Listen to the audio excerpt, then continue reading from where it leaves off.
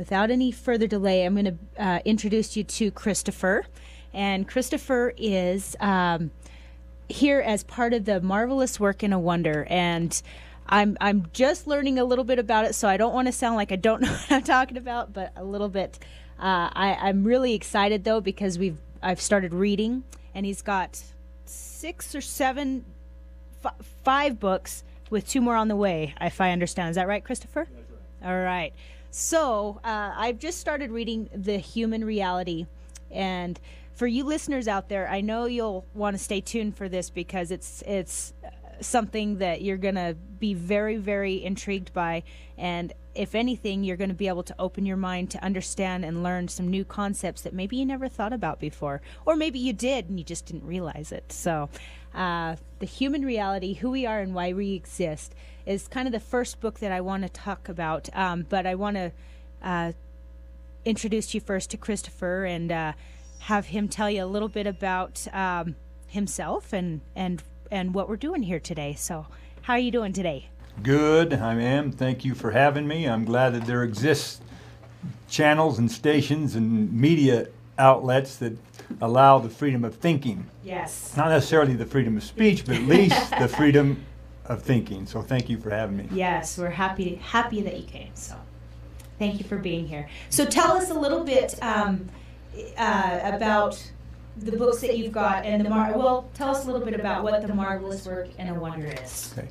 Well, the Marvelous Work and a Wonder is a trademark registered name. Okay. Nobody else in the world can use it but me, and the purpose for which it was created. And it references the scriptures that people believe in, the Bible, and for the LDS people, the Book of Mormon, which essentially it's the Bible. It references a passage in Isaiah, which is again transposed and repeated in the Book of Mormon. It's about a great, marvelous work and a wonder that would be performed in the last days, that would help people, that would usurp all religious authority and the authority of men that they think they have, and bring to the people a better understanding of who they are as human beings. And that's where it came from. It was taken from that. But the work itself is about as atypical and a-religious as you'll find. It has nothing to do with the religion. It has all to do with allowing a human being to find a way to, I suppose the best way to say it, connect with their true self, and to learn things that all human beings know in common. Okay. But so that's what the overall premise of this work is. And the books that are associated with this work are also referenced in what's called the Book of Mormon. And for those of you who out there who are not Mormon, this is not a Mormon thing. Right. There's a real principle and good reason why this work exists today, and its focus is on the LDS Mormon people. Okay. And part of that is because overall, anyone who researches that particular religion is that they per capita are the richest religion in the entire world. Wow. And they have a lot of power. We've seen that, of course, through what they've done through politics. And but more than that, those out there who believe in the Bible and believe in Jesus and believe in those types of stories and religious things, I guess I could call it. Yeah. That's my best word for it. This work at this time, it resembles pretty much what the stories about Jesus are all about. Jesus lived among a people in the earth the Jews, who weren't there wasn't a lot of them at that time. Right. They lived under the auspices of the Roman government, a very powerful government that allowed its citizens freedom of thought and freedom of religion. And they basically protected the Hebrew state, the Hebrew nation, and their beliefs, and allowed them to believe what they wanted to believe. And with that, the Jewish people were very unique in how they thought about themselves. They believed that they were God's chosen people, and that they were the only true church of God upon the earth, and that only they had the proper authority of God to act in God's name. That's what they believed. Okay. So now you can hear the similarity, why, if there was a message to be given to the world, why it would come in that type of a setting. Okay. Now, the basis, again, of the message of the Marvelous Work and a Wonder And though the claim might seem fantastic and weird to some people, Yeah. if a human being stops and thinks about it, there has to be an answer to our questions. That there are so many opinions out there, and there's so many different answers. There has to be a concise, real truth, something that answers the questions, something that allows us as a human being to finally know what's going on. Who are we? Yeah. Where did we come from? Yeah. Why do we exist? You're going to find, out of 7 billion people, probably 7 billion answers to that question. Sure. And there's always going to be distinct and individual paradigms of thought, I guess I could say it. The way people think about life. Everybody's different. But there has to be a concise, real truth. What's the real truth? What's really going on? Right. And what the claims of the marvelous work and wonder are is that it contains those answers. How they came about, maybe we can get on to it in another show. Okay. But the fact is, believe it or not, we are human beings. Human beings are the quintessential, the best life form that exists anywhere in the universe. There's no such thing as aliens, no such thing as people that are more highly intelligent than humans. If a person would take empirical evidence that they have right now in their lifetime, they would see that the human being is the most intelligent life form that exists. I'm not saying that the human being does the most intelligent things. I'm saying that there's no other life form that exists anywhere that's like the human. And it's the same thing. The real truth is that's how it is. Anywhere in this universe you would go. Well, let me just talk on the level of what people's understanding. Okay. If you would get in a spaceship and go anywhere in this universe, and you ran into highly intelligent beings, they would be human. There wouldn't be aliens, there would be human. No other form. It's human form. It's the most beautiful form that exists. How do we know that? You know it based on your current experience. So real truth and the answers to your questions will always be found in your real experience that you're having now. So that's what these books do. These books were authorized and mandated, for want of a better term, by an advanced civilization, advanced humans who, well, I just got to tell you how it is, man. That's okay? good. That's I just the way got to we tell want you it. how it That's is. the way I'm we trying want to your listeners out there going, what the heck? Fact is, folks, we are the most advanced humans. We've always existed and we always will. What we're experiencing right now is nothing more, for want of a better term, than a game. And a very highly advanced, highly technologically precise video game that advanced humans are playing. Okay. We are advanced human beings that have always existed. Always. We have always existed and we always will. There's no beginning to us and there's no end to us. But in order for us not to get bored, again, for want of a better term, Sure. we as advanced human beings who have powers beyond your wildest imaginations here, we have to do something. Something. It's no different than your son wanting to play a video game. Right. He gets bored. Mom, I want to play a video game. So you try to find, of course, as a parent, you want to find one that's challenging to the child and also one that possibly might teach that child. Yeah. So in a nutshell, all of us as advanced human beings, we wanted this game.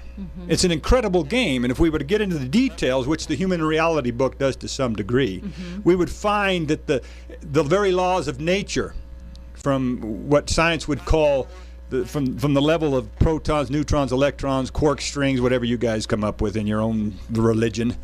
Science is a religion. Yes. Anyway, to dinosaurs, to plants, everything that we know and we experience. It's all part of the platform of this human game that we are playing as advanced human beings. Now that's the fact. That's what's going on. So if that's the case and we set this game up and we wanted to play it, there had to be a time during playing the game where the real truth was there, where we had the opportunity, whether we took it or not, that's our individual choice, but we wanted the opportunity to find that truth, to have it there. It's like your son playing that video game again. Yeah. He gets to certain levels and he gets bored. Yeah. But to get to another level of understanding, another challenge in that game, he has to find that particular mysterious piece that's hidden somewhere. Sure. But it has to be there. Yeah. So software programmers who invented the game, they had to stick it in there somewhere at some time, at some point, where that player could find it, thus enhancing the game, making it better, making it more challenging. Sure. That's what the Marvelous Working Wonder is. It began in June of 2012. That's when it began. I had my little experience with them in June of 1987. Okay, so before we get to that part, we have a real quick commercial break that we have to take, so it's a good time to pause there. But stay tuned for more Best Deals Utah. You're going to want to listen to this. Again, Marvelous Work and Wonder. We have Christopher in the studio here with us today, so we're going to talk to him a little bit longer. So stay tuned and come back right after this commercial.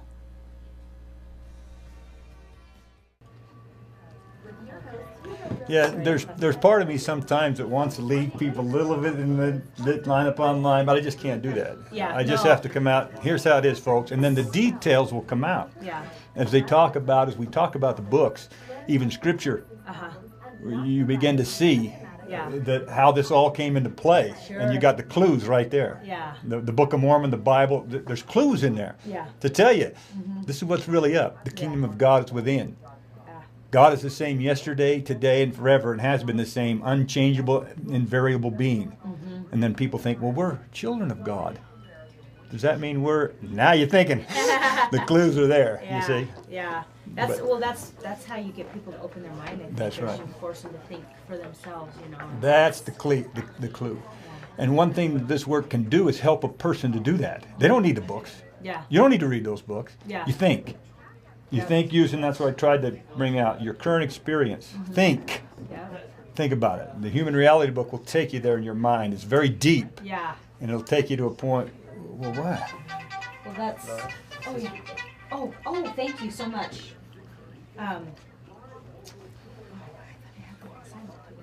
How we doing, Tony? Good. Good. Awesome. Blade, what do you think, man? It's good. Good. There, see that? He said, hey, pal. All right, welcome back to Best Deals Utah. And once again, we're in the studio today with Christopher and the Marvelous Work and a Wonder. So if you're just tuning in, be sure to, if you have questions, I want you to start thinking about those questions, because there's going to come a point where we will open the phone lines, and if you have a question, you can call in and ask. So the main thing that we want to do here is, as I was talking to Christopher prior to the show, he told me, if you have a question, if you don't really want to know that answer, don't ask me, because I will tell you point blank. There's no hidden agenda, no sugarcoating anything. So this is considered your warning. Just so you know. It's not a bad thing. It's a great thing. In fact, we need more of that in our society. I think people to just be honest and open and just say it like it is. And that's really all you're going to get here. So that's what K-Talk is all about, and that's what we want to keep this show about. So again, if you have a question, be thinking about that. The phone lines aren't open quite yet, but we will open those soon enough. So the number will be 801-254-5855. Be thinking about that. But again, we're with Christopher here, Marvelous Work and a Wonder, and this message is for everyone. I just want to make sure that was clear, and we kind of said that, but we want to make sure that we get that across, that this message is not just for LDS people, it's not just for Christian people, it's not just for atheists or anyone in particular, it's for everyone. If you're a human being, like Christopher says, if you're a human being, this message is for you. So be sure to be thinking about that, ponder that, and if you have a question, he can answer it. I guarantee it. So we're back here with Christopher, and I know before the break we were talking about how this life really is, and it's funny that the way that you put this, because this is exactly how Tony and I have talked about it in the way that we experience this life. It's like a video game. It's exactly like that. So it's when you're talking over here to me, it's so funny. I feel like you're Tony, because he says the same things. That's amazing to me. So anyway, I didn't want to cut you off there, but no, we can pick back up where we left off. So explain to me what you were saying there? Well, we'll get back to that, but a better way even to look at it, because like I said, you're going to find the real truth in your current experience. And one thing that we all do in our current experience is we dream. Everybody dreams. And the moment that we're having that dream, it appears to be real. When you're dreaming, it's real. Yeah. Now, when you wake up, you realize, oh, that was just a dream. But during the experience itself, you cannot determine that's not a dream. Right. You don't have that capability. Your brain doesn't have that capability. What your brain does have is the ability through what we would call reason to once you wake up, you say, oh, that was just a dream. Yeah. But you know darn well that experience that you really didn't have was real. Yeah. At least appeared to be. Yeah. So, folks, the short of it all is that that's what this is. This is a dream that advanced human beings are having, a very real dream. And it's important for us to have this dream, because it's from this dream, once we wake up, quote unquote, from this dream, or we stop playing this game as an advanced human being. The difference is we will recognize this as a real experience, not just a dream. It's embedded in our minds as an experience that's real, whereas our dreams are not. They're a convoluted mix of many things. So, empirical evidence about dreams, empirical evidence that it's possible for those skeptics out there that we are just highly advanced humans having this experience in a dreamlike state, which is the fact. Okay. The empirical evidence is that humans can dream. So back to the basis of the Marvelous Work and Wonder. Again, in 1987, in June of 1987, I had an experience. I'm not going to go into the details. Somebody can find that out. But my whole life changed. My whole mind changed.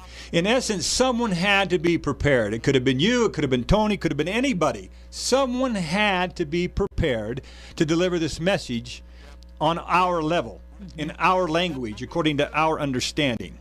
Because any advanced human being, if we were to deal with them on their level, we would be like kindergarten gibber grabber. You see, that's what we would appear like to them. Yeah. So they had to find someone a lot stupider than they are to deliver this message to stupid people.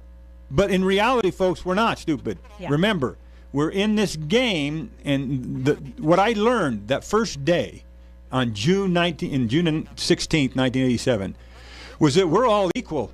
Every single human being, that we are these incredible advanced entities that are basically having this experience. Yeah. So right then, I learned the two basic principles that all religion teaches, all morals. And religion comes from the morals of a human being. As we dig down into what we think is right and wrong about being humans, we come up with rules, and we come up with myths, and we come up with all these stories to coincide or to justify our existence, the way we act towards each other. Yeah. These two rules, I found out, that I'm the greatest thing that ever happened to this universe. I'm the greatest thing. Nobody is like me. Yeah. And I control it all. I control everything. But the second is just like it, that every single other person's the same. Yep. That they're in control of their own universe. Thus, those two principles that you would see. And for those of you who are scriptorians out there, go back to your New Testament, to the Greek translation, or better, to the Aramaic, and look up this scripture.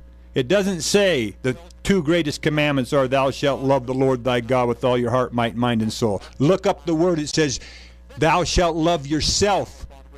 The person who dwells in that kingdom of God within, the God within, thou shalt love yourself with all your heart, might, mind, and soul. The second greatest commandment of all, upon which all prophets and all message of any religion is always based, is like unto the first.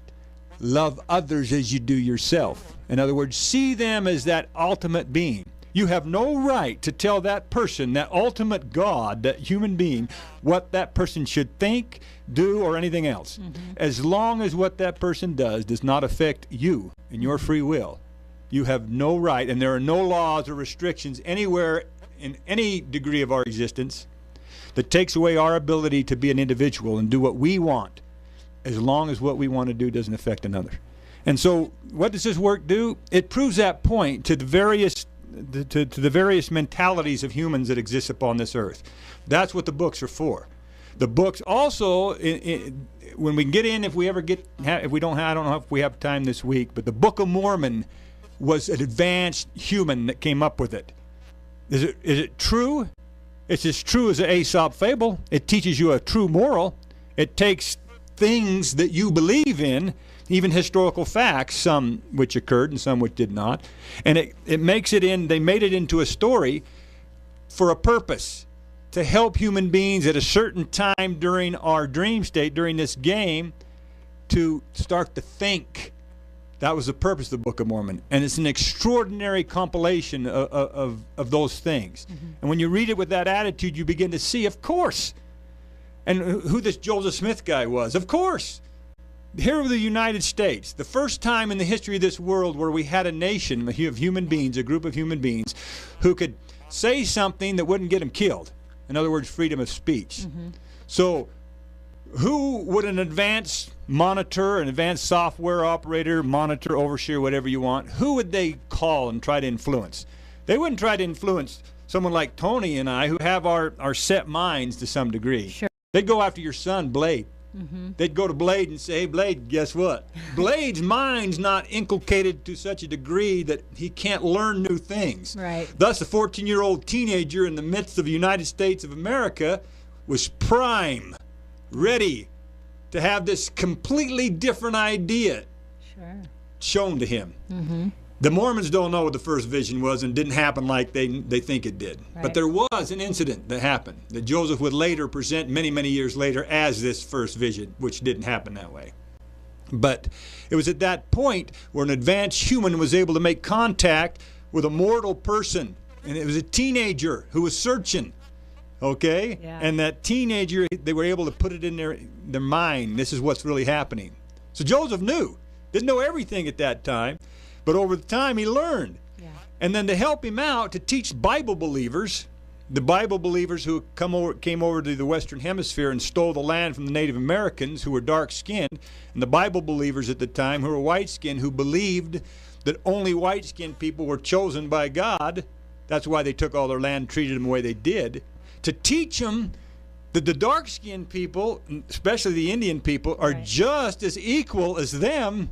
What did they do? They introduced the Book of Mormon, which the premise and basis of the Book of Mormon is that. Yep. The Native American peoples are just as blessed as the rest of you because guess what?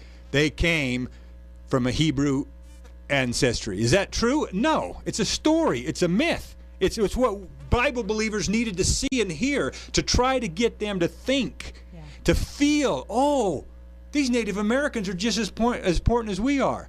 But no, the early members of the LDS Church took that and completely convoluted it, said the Book of Mormon was for them. And had nothing to do with the Native Americans, basically. It did, it was their story, but it's all about us. We're the greatest thing that ever happened. To hell with those Indians. They didn't try to do anything for them. But Joseph Smith knew differently. Mm-hmm. Thus, the Book of Mormon. But there was a fail-safe introduced into the Book of Mormon. Just in case, during this game, we couldn't get these white Bible believers to think outside the box that they're the greatest thing that ever happened to the world. We're going to put a fail-safe in there called the sealed portion. We're going to announce a sealed portion and explain inside the book that they believe in, that they believe is just as powerful as the Bible, a fail-safe to help eventually, because that's what they wanted. It's like this.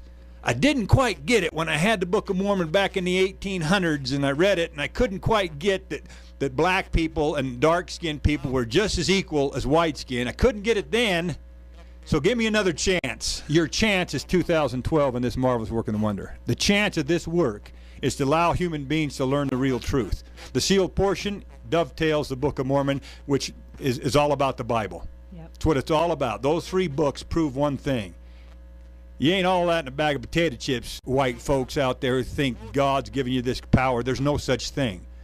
In every single situation in this world, I don't care if you're religious, scientific, a New Ager or whatever, no human being has any special power over another. Zero, none. You don't have the ability to foresee things.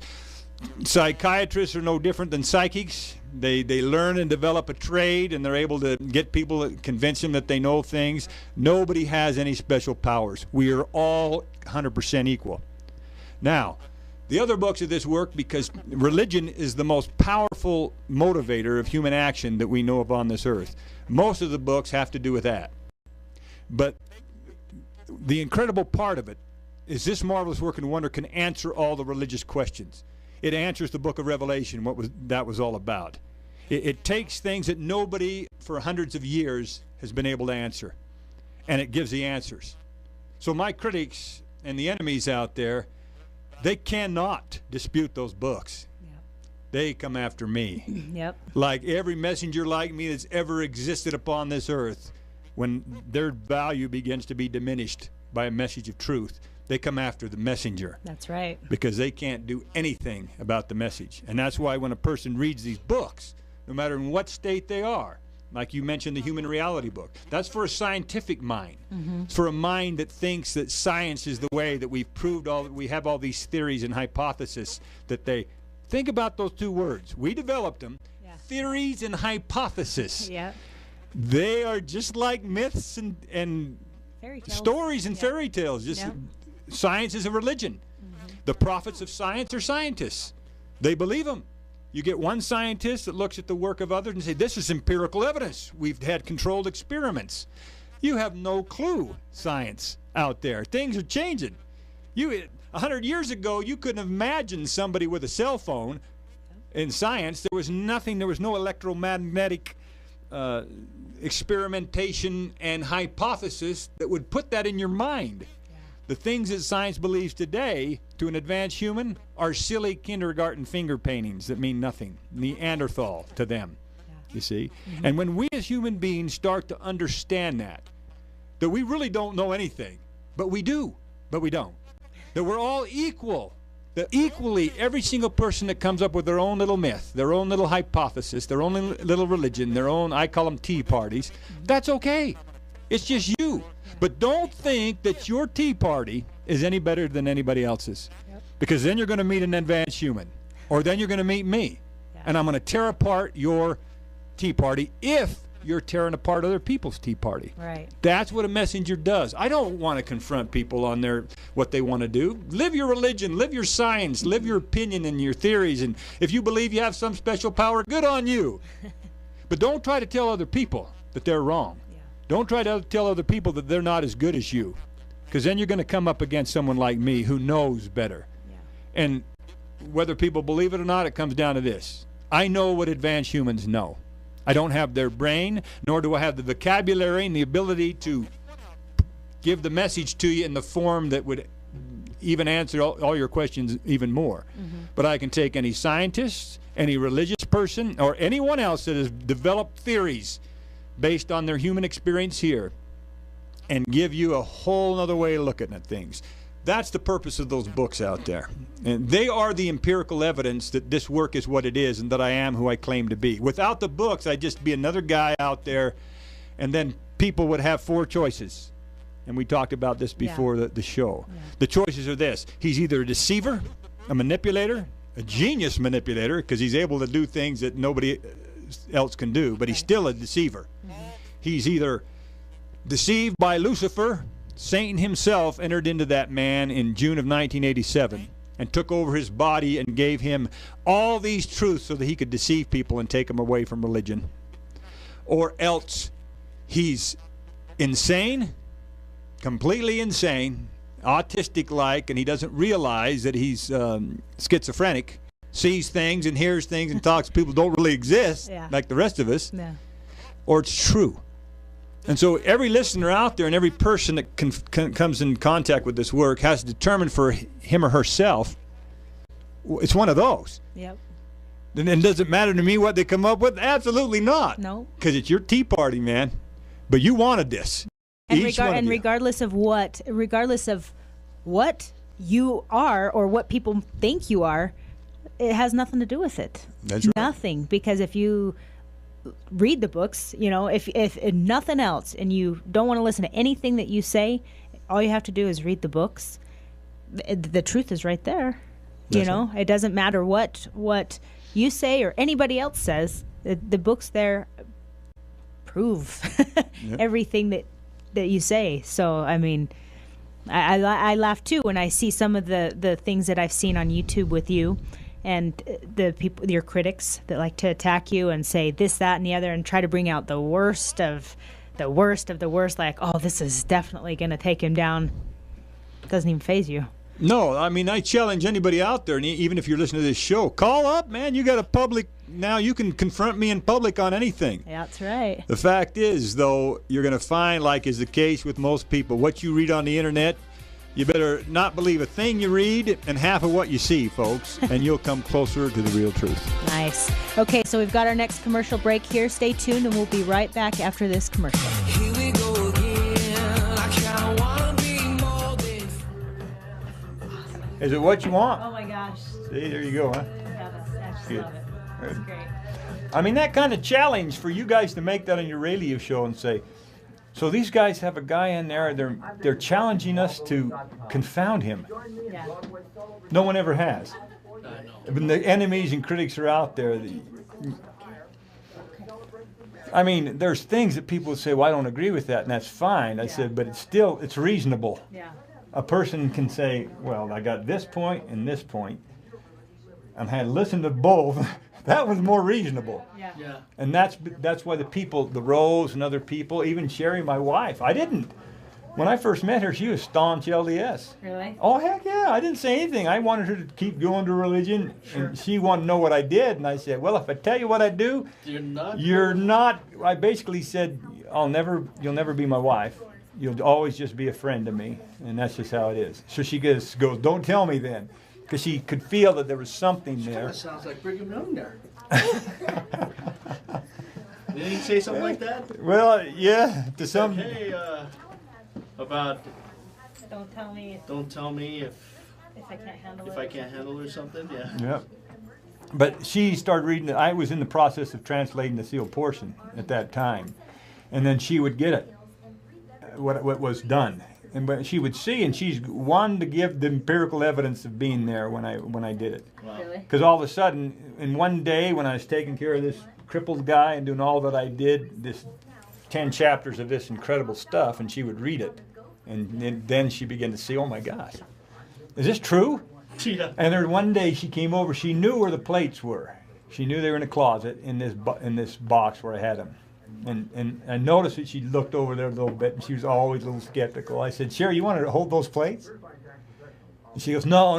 I said, you can hold them, because I had them wrapped. I wrapped them in a towel and a sheet that we have, and I took them out and I let her hold them. How heavy are they? Heavy. I helped support them, but there's always that level of doubt there. What is it? What was that? Could someone say, well, I felt them, they felt like the plates, but I don't know, he could have deceived me. Sure, of course. Problem is, you got to think about that logically. I didn't know she was coming over. Yeah. She came over. I didn't know. Furthermore, there was another guy that lived with us, a guy named Tony Wilkerson, and he knew exactly where those plates were. And he could have saw anytime he wanted, he could have seen. But so what? Yeah. Critics would say, so what?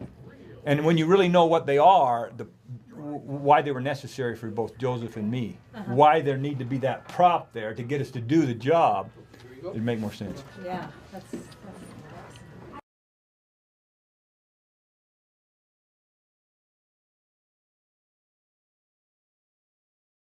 Okay, welcome back to Best Stills Utah, and in the studio with Christopher here and the Marvelous Work and a Wonder. And we're just going to pick up where we left off in the conversation prior to the commercial break. So, where were we at? I think we were at the purpose of the books. Okay. And I mentioned something about the importance of the Book of Mormon, how it related to religion. And when somebody really studies that out and how it would come into play, what it really means. In the Book of Mormon, there's an incredible part about the sealed portion. It talks about the sealed portion coming out. It's not about the Book of Mormon, about the sealed portion coming out. And at that time, quote unquote, the Father will commence his work. And things will be revealed to the world that have been hidden since the foundation of the world. But it also talks about other books. There'll be other books that come out. And that's what these are. Okay. The 666 book, The Mark of America, Seed of the Beast, is a complete explanation of the book of Revelation. No one's ever understood the symbolism. And when an expert on biblical studies, any expert, looks at the 666 book and gets the true explanations, they know this guy's right on the money. So you got to ask yourself, how is it that this crazy guy in 2000, well, it was more 1987, how is it that he discovered the truth of all these things, and nobody who's been studying this book for centuries has been able to come up with it? Yeah. That right there is empirical evidence that, wait a minute, then who wrote it? Right. There's this belief out there which has some truth to it. The guy who wrote it was John, the Beloved, and that John, according to the stories that was told, has been alive upon the earth for a long, long time. Right. Okay, and then there's a story about 3 Nephites, how they come into play. Now, I refer to them as, okay, John the Beloved and the 3 Nephites. The reality of who they are human beings just like us, who have a more advanced biological makeup of their body. The empirical evidence of all that and the time where these guys will come out of hiding pretty much is probably in the year, I would say, 2080, 2090, when we, according to our understanding and our technology, develop the ability to isolate the genes within our bodies, within the human DNA makeup that makes us age. We all age to a certain point, then we start dying. We get to this, women, it's about early 20s, men late 20s, early 30s, and then we start dying. Yeah. There's a gene that causes that. Now, granted, I could work with the geneticist and make me a whole lot of money and help them to find that and show them, and then guess what? Nobody would age. Yeah. Now, that would happen not for you and I. It would happen on the level of the mother's egg. They get in there, they manipulate the DNA, and that human that develops from that egg doesn't age past the perfect age for a human being. Wow. And then what? We have that technology. That's coming. Science knows it's possible. It makes perfect sense. So could there have been, at a point in our history, where the advanced humans that oversee all this did that for a certain reason? Yeah. And that reason would be to help get this message out when it was time. And that's who my quote-unquote mentors are. Okay. Nothing more or less. It's all they are. And like I said, when we develop that and humans start living, they'll come out of the woodwork to some degree. Well, they will. They'll come out of the woodwork and just say, okay, here's more of your empirical evidence. There'll still be doubt at that time because everybody else doesn't age. Yeah. So how can they prove?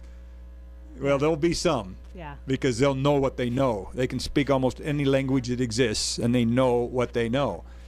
And so you think about choosing a messenger to make that claim, who claims, I can answer your question, folks. I can answer your question better than anybody out there. Any philosophical idea, scientific idea, or any religious conclusion that's been made. How would I do that if I didn't have a support system? How would I make that claim? Especially on a public radio show like this. Yeah. Where someone could come and challenge that and make me look like a fool. Yeah. If I didn't 100% believe that it Yeah. would be the case. Absolutely. You'll never see a politician, any other host of any show, or anybody else make that claim. Yeah. Because you'll always have that one person call up and make them look like a fool. Yep. So there's a challenge out there, listeners. You got it. And I know there's a lot of you out there listening to me saying, man, who the hell is this guy? And what in the world is he? Why do these best deals have him on? Well, I'll put it this way. The best deal is that every single thing about this marvelous work and wonder is free. All the books downloaded free online. You can get all the information for free. Tony isn't giving me a check today for anything that I'm appearing. I should make him, but he's not going to because I would be here. I'd be here every week if he wanted me to. If there was a need and people wanted me to be available to them to answer their questions, I would be here for free. That's awesome. So there's your best deal, Utah. That's pretty much the best deal ever. That's good. That's awesome. So, wow,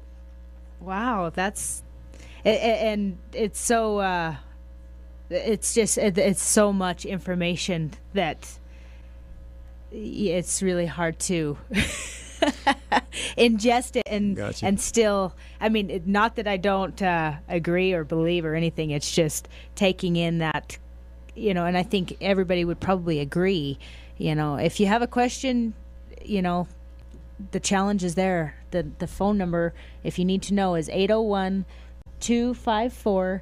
5855. If you have a question or you think you have a way that you can challenge Christopher and, try. He's always put that out there. Try. 100%. Ask me anything you want to know. And I've never seen him fail, so, in all the things I've seen, so. Well, the people who have come to know this work over time, they've had their relatives, of course, and other people who say, man, that's crazy. What do you think you're doing? Yeah. And I've always told them, I said, if you really want to know the difference between my message and who I am in this work and your religion or your scientist or whatever, you got to put us in the same room. Yeah. Put us in the same room. I will always treat them with respect and kindness, unlike I've been treated, but I Yeah. will. And then while let's say you have great respect for a person, the youth believe this person is on the ball and knows a lot. You put them in the same room with this Christopher guy and then start to converse about certain issues. Yeah. And then you can determine for yourself who's right and who's wrong. Yep. And that challenge has always been there, but it's never happened. Some people have gone to their religious leaders and gone to their family and said, just come and show me. Yeah. Convince me. Yeah. Convince me that this guy is wrong. They Yep. can't. Yeah. They don't want to take the challenge because in their mind and heart, they know they don't know. Yeah. And that's where a person out there who's listening, can start to learn the truth for themselves. You don't need me. You don't need the books. The first thing you have to do is admit to yourself that you just don't know. Yep. That's humility. Because in order to learn anything, you have to have the desire first to learn it. You can't have the desire to learn or to find anything unless you feel you don't have it. If you believe that you understand things and that you have the truth, Yeah. and that your ideas and your perceptions are spot on, you will never find the truth. Yep. You can't. Yeah. You won't listen to me. You won't listen to anybody else. Because you're closed. Your mind's closed. Right. Sometimes that's good, but only good if you are a humble person inside your own mind. Yeah. Admit to yourself, I don't know squat about anything. And then you're going to see how much truth starts coming to you, especially as you learn to listen to other people. Yeah. And you start to view other people in a whole different light. Wait, these guys are just as smart as I am. Yeah, I got 5 degrees. I'm a PhD in this and that, and I'm very successful, make millions. But I really know within my heart that I don't know squat. Yeah. And that's how people believe and think. That's why they're on antidepressants. That's why they drink people. That's why they do what they do. Or they embrace a religion. Yeah. Embrace a religion that gives them value, that defines for them who they are. If I just do this, this, and this, then I'm okay. I'm okay with myself. Sure. So first thing, finding real truth. Humble yourself inside your own mind and say, I don't know squat. Yeah. And then search for it, Yep. and you will find it. Yep. Anyway. That's very simply said, and it's so true. I mean, that's I'm kind of in that boat because I tell Tony all the time, I don't know enough. I don't know enough, and he says, no, that's perfect. That's perfect. I don't read the way I should. I don't study the way I should. I don't take that time to really think about it. But this has totally given me a reason to do that, and it's caught me off guard, definitely. But I love it. I think, okay, because you, as a human being, I think you do start thinking in your own mind, like, what am I doing? What am I doing with my life? What am I doing here? That's right. When does this all culminate and come together and make sense for me? And I've asked that question a lot of times, especially lately, and it's interesting that this would be coming about right now. And like Tony explained to you earlier, he came across your article in the City Weekly where you and Ida Smith were on the cover. And I think that just blew his mind. He was like, what? And he never thought anything bad or anything. He just, I have to know about this. It's somebody, he's always searching that way. He's always looking to become better, become more knowledgeable, or just understand, and try to make the best of this life, So it's very interesting what you have and what you've shared and it's funny because I feel like I know you, and it's just because I've watched so much of you, probably on videos and YouTube, and I've read, and you're the same in every single instance, which is so comforting because a lot of people, we talk about this all the time, have different faces depending Different on masks on. who they're around. And so it's very refreshing actually to meet you face to face and see this guy's not crazy. You're not insane, you know. And even though I know that people say that to you, and it's kind of like, wow, you know, humans can be very mean. I mean, I understand it's a hard concept for him to grasp, but to me, it's like, you don't have to embrace it. It's your choice. It's your free will. It's your free agency. You just listen, you know? It's pretty funny, and especially in men, and more so now in women, as we get more, as a society, we're starting to put women up where they should be. Really, they should be ahead of men if you really understood. But it's a value thing that we're trying to maintain value. As we're raised as little boys and we fall down, I heard it at least, and I'm glad that children are being raised a little bit different. Quit acting like a girl. Yeah. Get up. You know, we were developed as human beings to find value outside of ourselves, and we search for that in other people. We are trying desperately to find some purpose for our life. And when we're associated with another human being that gives us some sort of a value, that means something to us. And then we start putting our heart and soul into that person or that thing. Yeah. Whether it's a business or an acting career, whatever it might be, we're always seeking for that value. Yeah. And the reason why we are is because we've lost our identity. Our true identity is advanced human beings. So if we go back to that basis and we realize, I'm an advanced human who's going through this experience. I don't need to listen to what other people think about me. Yeah. So that's another point about finding real truth. And the most important part, or most important thing you can do to find happiness as a human being is this. Do not care what other people think. Think always of other people respectfully, giving them their fair due. That they are human beings and they're gods and they're the most incredible person for them. But do not care what they think. Yeah. Because the more value we place on a human being, it could bite us in the end. For example, if you fall in love with somebody, if you fall in love with a partner, and that person becomes everything to you, that person values you, you're the best looking thing, you're the best for me, and then that person cheats on you, your value's diminished. Yeah. You're going to hate that person just as much as you loved them in the beginning. Yeah. And that's what happens in relationships with divorce and other things. Yeah. You wonder how these people who were once so in love with each other can hate each other so vehemently. Yeah. And the reason is it all goes back to that little thing that was instilled in us as little children. The value. Our parents never taught us to value ourselves alone. They told us what we had to do. These are the rules. This is God. This is what you need to do. This is Satan who tries to get you not to do it. Here's your friends. They don't know. I'm telling you what to do. Instead of letting us develop in a way that will enhance us as a person, our parents cause all the problems that are upon this earth. The family causes all the problems that are on this earth. Oh my gosh, what did he just say? That's right, callers out there. When you really understand us, I want you to think about this logically. And then it'll explain why the family unit is the most distracting and devastating thing to our humanity that exists. Now listen to me for a minute. In the book, in the seal portion, Moroni does a great job of explaining it. Starts with Adam and the story. Remember Adam and Eve? They have the kids, the story of that. Yep. So they're one family. When they all of a sudden break away and become different families with different picket fences. Yeah. It wasn't supposed to be that way. It happened with the story. You'd have to read the seal portion. Yeah. But if you think about it logically, about what I said before, in the future when we become humans that don't age, and then all of a sudden all the old people die off, and there's all these people that don't age, wherein is the quote-unquote family unit? Yeah. And what purpose would it serve if we all looked at each other equally? Yep. Completely makes sense. Okay, we've got another commercial break coming up here. Remember, we're going to go ahead and open our phone lines now. If you have a question that you'd like to ask, or you just want to voice your opinion or your thought, give us a call at 801-254-5855, and we'd be happy to listen to what you have to say.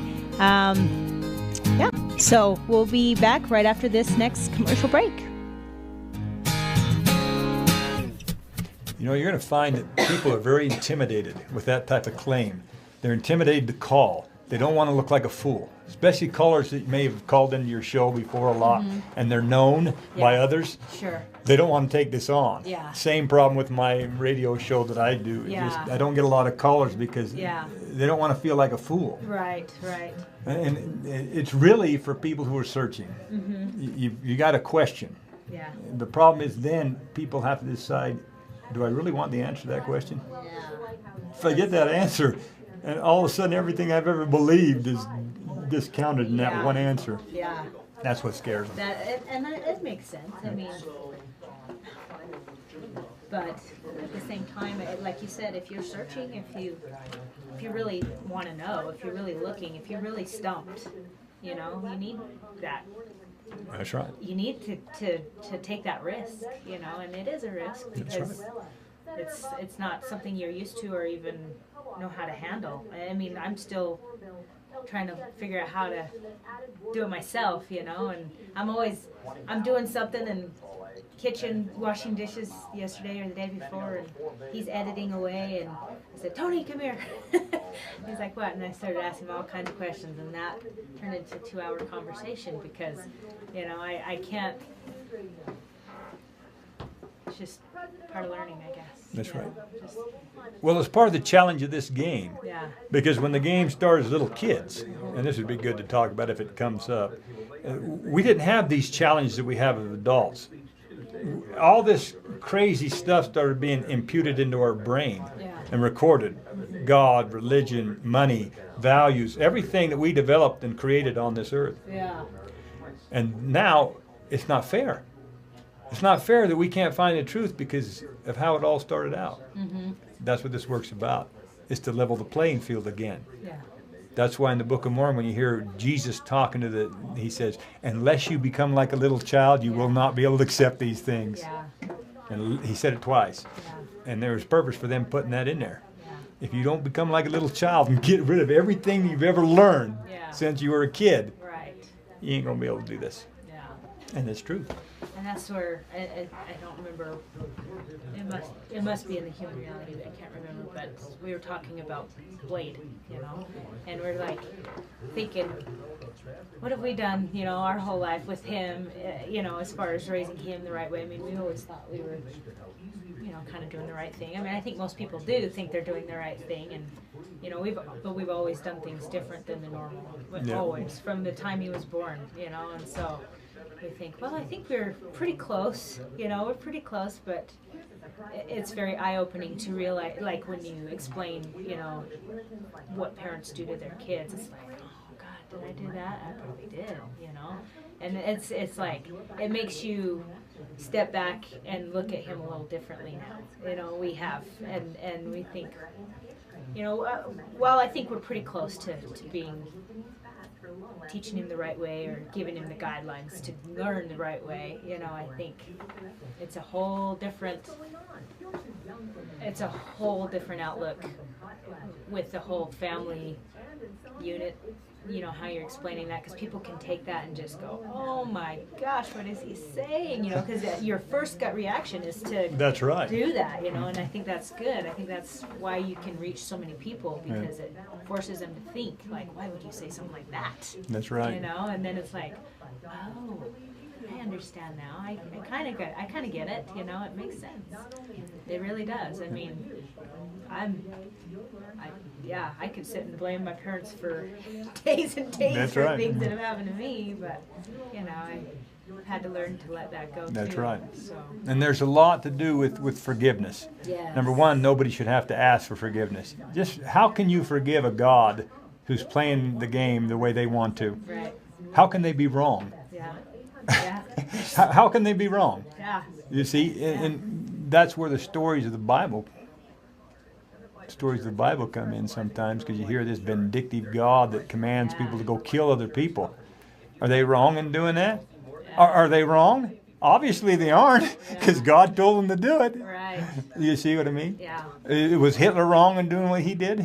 It's a game. Yeah. Is your kid wrong when he goes plays one of these computer games? He's slicing everybody up and he's killing all the people. Yeah. Is he wrong? Yeah. So when you look at it that way and think, when he's done playing that game, he really didn't do that. He didn't. Yeah. His avatar did, because he would never do that really. You're right. And that's pretty much how it is. Yeah. However, the challenge of this, in which maybe we can talk about, the challenge of this whole game, of this experience, is number one, find that human part of us, that true human part. And then the challenge is staying true to it. Okay. That's the challenge. Yeah. Can we be a good human being? Because all of us want to be. Right. Every human wants to be good. Right. But the challenge upon this earth, and why it's such an incredible game, is it challenges us Yeah. to, can we do it? Yep. Can we be a good person? Yep. Or are we just as bad as everybody else? Fact is, we are Yeah. in some ways. Yeah. In a lot of Depending, ways. yeah. I think so. I mean, there's things I know, of course, that I can take anyone back. If anyone would have challenged the family and that, they don't want to do that on a live show, especially not when their wife and kids are, Yeah. because I'll take them places and have them thinking, wait a minute. Yeah. Because for example, I could say, so where did you get those shoes you got on, the sandals? Yeah. And you'll tell me, well, I bought them wherever you bought them. Yeah. Say you bought them at Walmart. Yeah.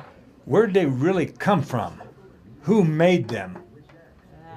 Let's go all the way back to that family Yeah. and what it's like for them to make those shoes for you, so that you could, those people who made those shoes do not have a family. Yeah. They can't afford to have a family like you do. Yeah. Yet they exist, and they do what they do because you have your family, and you want your family to have those shoes on their feet. Yeah. And do you care about them? Really? Good, but you don't. That's right. You don't think about them. Yeah. They're not even existent, because the only thing that exists to you is your family. And that's how it would go. And people start thinking, oh my gosh. Yeah. So if God is a God and we're all equal in his eyes, if that's such a being, and we're all his children, then who does he love more? Yeah.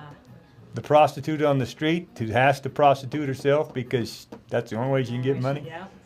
Or the LDS person who is successful, educational, and has a nice family? They get together, their family thing. Come on, which one? Yeah. I'll tell you which one that God, when that God comes down, is going to help the most, the least among us. Of course. Because they are the greatest in the kingdom of God. Back to that scripture. He who is least among you is greatest in the kingdom of God. Let's think.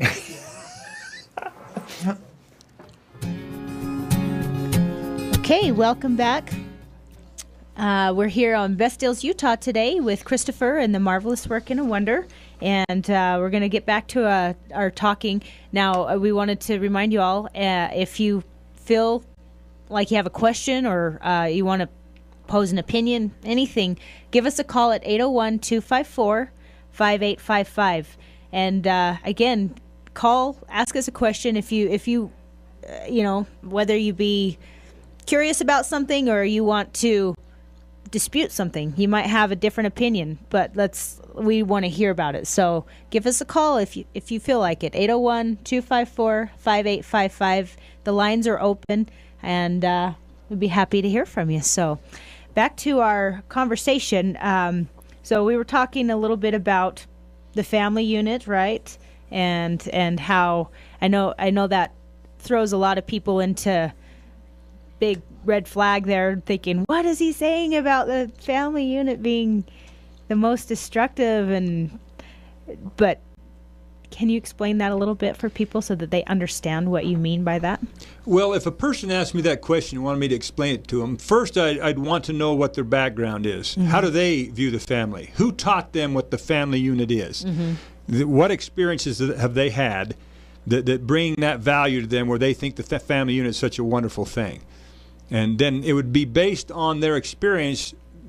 I would base my answer on their experience. For example, I'll take an LDS Mormon, because most of the people who probably listen to this show in Utah are from that background, or at least familiar with that culture. Mm-hmm. So you got people out there that believe that the family unit is eternal, and that you, with your spouse, if you get sealed in a temple, your children will be sealed to you forever. Right. But then you have all these questions come up. Number one, who's going to look like the father and who's going to look like the son if you're all the same age? And furthermore, if you have like 7 daughters and they all marry a good priesthood holder and they're taken away from your family, what happens to your family? Right. And furthermore, what do you look like when you quote-unquote resurrect? Because the fact is, most human beings are not beautiful people. The majority of people, we see magazines, we see television, we see all these things. We see what the ultimate beauty is for a human. That's less than 1% of this world. Walk around Walmart, walk around other places, and you'll begin to see that people are not extraordinarily beautiful. Yeah. So why would it be that a person can resurrect as a Brad Pitt and then somebody else look like Charlie Chaplin or something, Jonah Hill or whatever? It's not, no offense to you guys out there. Why would that be? Is that possible? Or what, is that what we're going to look like? A person who looks ugly, to be blunt, are they going to resurrect that way? That's nonsense. Yeah. That's all nonsense when you think about those things. So the family unit, as we envision it, as the Mormons envision it, doesn't make a lick of sense. Furthermore, for those out here listening, I'll tell you this. This is what I've said to many Mormons when they ask me. I don't say anything unless they ask me. Sure. I ask them this when it comes to the family. Do you believe in the Book of Mormon? I want you to answer me like if you were an LDS member, staunch, faithful. You were raised in the LDS Church, correct? Mostly. Mostly, but you know how they would answer. Sure. Yeah. So, and let's see if you could answer these questions honestly. Okay. Do you believe the Book of Mormon to be the Word of God? Yes. Do you believe that the Book of Mormon contains the fullness of the everlasting gospel of God, of Yes. Christ? Yeah. Therefore, that fullness, does that mean that everything that you need for your salvation would be encapsulated in the Book of Mormon? Technically, it should be, yeah. Can you show me one passage in the Book of Mormon where it talks about the eternal family? Me, no. There is none. Can you show me one passage in the Book of Mormon that talks about baptism for the dead? No. Or about building temples to have an endowment ceremony in it? No. Does not exist anywhere. In fact, the greatest story that's told in the Book of Mormon is about the Jaredites. And when you go, folks out there who like this Book of Mormon, I show you how extraordinary it is. How it's an incredible book. There's a part about the Jaredites. And basically what they were, the story takes off from the Tower of Babel in the Old Testament, where all the people had their languages confused. And that's where the biblical story tries to give you an answer of how we come up with all these languages. Anyway, a guy by the name of the brother of Jared prays to God, don't take me away from my friends, don't divide us. So God's merciful on him, and he says, okay, I won't. I won't. You and your friend, you and your brother Jared, go away with your friends, and I'm going to lead you to a land of promise. I'm going to lead you from the eastern hemisphere over to the western hemisphere, basically. Put you in boats. You're going to bring animals, 2x2 animals with you in the boats, and you're going to go across, and you're going to develop a nation. Okay? So this brother of Jared's talking to God, and the first thing that God shows him is, I'm a human being. And the brother of Jared said, you're human? Basically, I'm rephrasing. I never knew that God's a human. Yep, I'm a human. And then, because everybody that reads the Book of Mormon misses this, God says to him, who is Christ, Jehovah, in the story, because you know this, because you know that I'm a human now, you've been redeemed from the fall. It's exactly what it says. Wow. Ye have been redeemed from the fall. I mean, you and your brothers and all your friends, you know the truth now. Now get down there. I'm going to lead you to another country and develop it. Not once does he mention the priesthood. Not once does he mention the church. Not once does he mention any ordinance at all. The Jaredites had none. No religion, no church, no ordinances, nothing. What a story, isn't it? Yeah. But everybody in the Book of Mormon, that's an incredible story, and they don't get it. Yeah. Now, the brother of Jared, according to the storyline, is the one who wrote the sealed portion. Okay, and that's where all that came about. But if you look at those little things there, you'll start to find the real truths. So I know I got off course about the family deal, but folks, come on. You got to just think about this. Let's say that your Jesus and your God comes back and it's a righteous person, a good human being. Do you actually think that Jesus would have borders separating human beings into classes of people, into nationalities? Nope. Do you actually believe that? Do you believe that your Jesus would not want people to have free health care, socialized medicine, and free food? Do you believe that your Jesus would put people in jail for smoking a joint? You trying to feel good? Do you believe that? If you do, you know darn well inside your heart and mind you don't. Yeah. And then this family unit thing. Do you actually believe that if there is a God up there and God has all these children, that he's going to bless one group of people who pray to him more than he does other people? Oh, maybe that's what's happening, folks. While all the Mormons and the Catholics and all you people who pray a lot to God out there, you're taking up his time, so he doesn't have time to go over to Africa and save all the starving people. He's sitting there listening to your stupid prayers. I'm sorry, I'm getting a little bit. He's listening to your prayers while most of his children are suffering in this world, because that's the kind of God he is. Give me a break. Yeah. You see what I mean? So this family thing, if we just learn the concepts that we started out this broadcast with, that we're all equal, Yeah.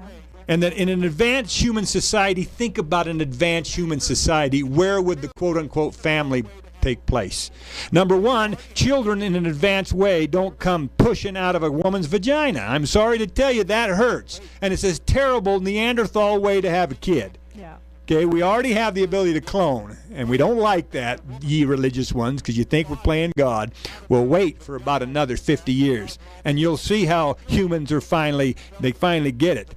Why should we make a woman push this body out of her vaginal tract that causes her all this pain, almost kills her, when we can develop the body outside of the womb? Yeah.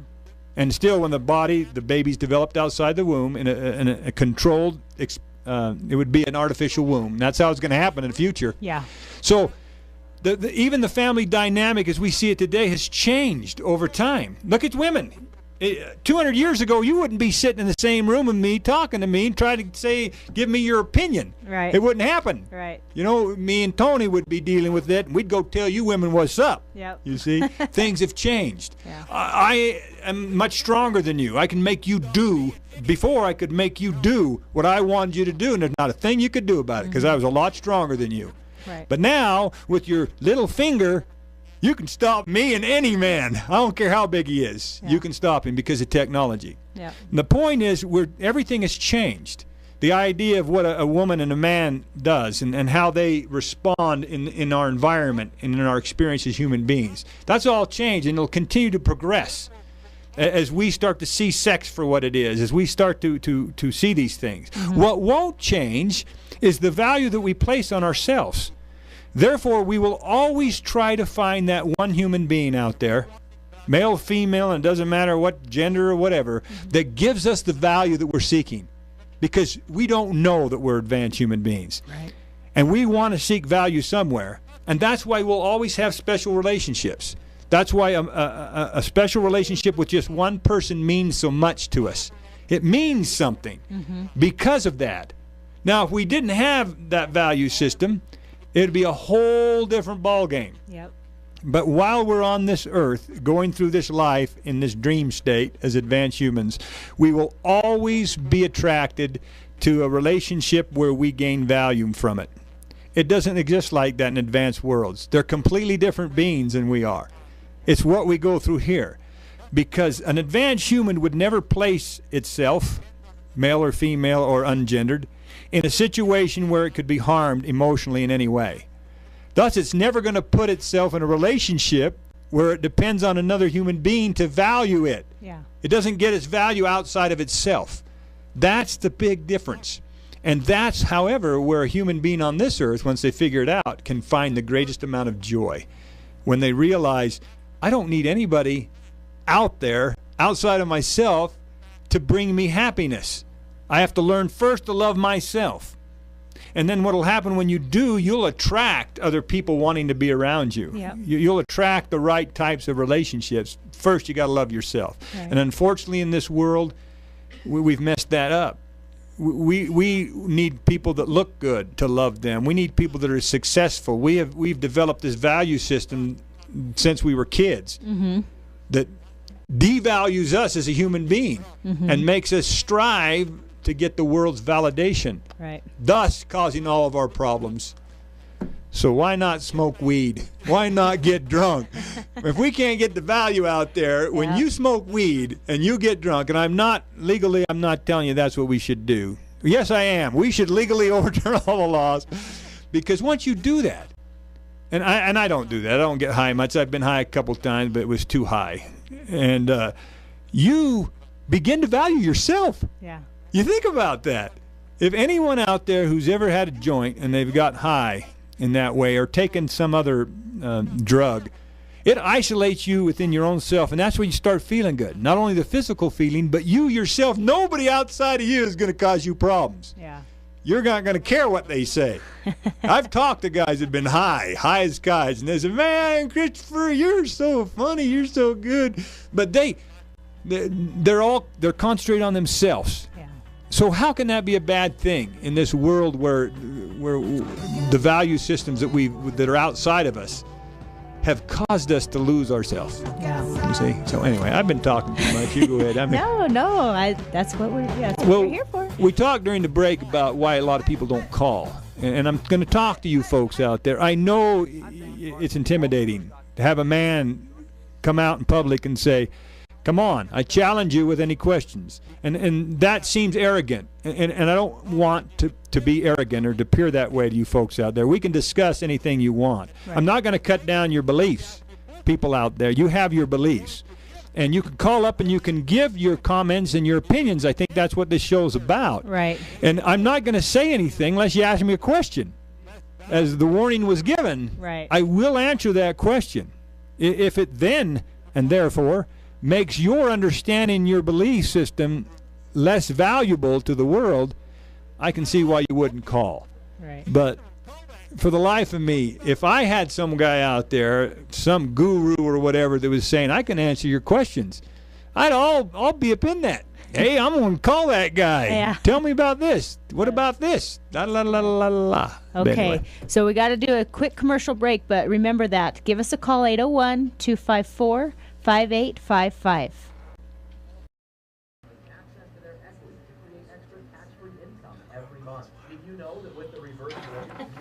Anyway. Yeah, no, that's good. I want you to tell them, it's coming from you, maybe they'll understand it. If they don't have callers, I can go into some of the questions that are answered in Joseph Smith biography that any LDS person should want to know. Yeah, There are things that the church can't answer yeah. unless those certain questions are answered. I mean, you're just not going to understand. How much time we have on the break?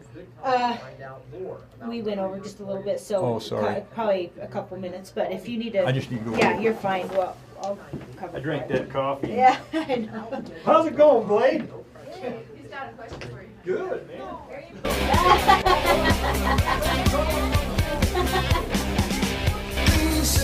Okay, welcome back to Best Deals Utah, and we are in the studio here today with Christopher and the Marvelous Working of Wonder.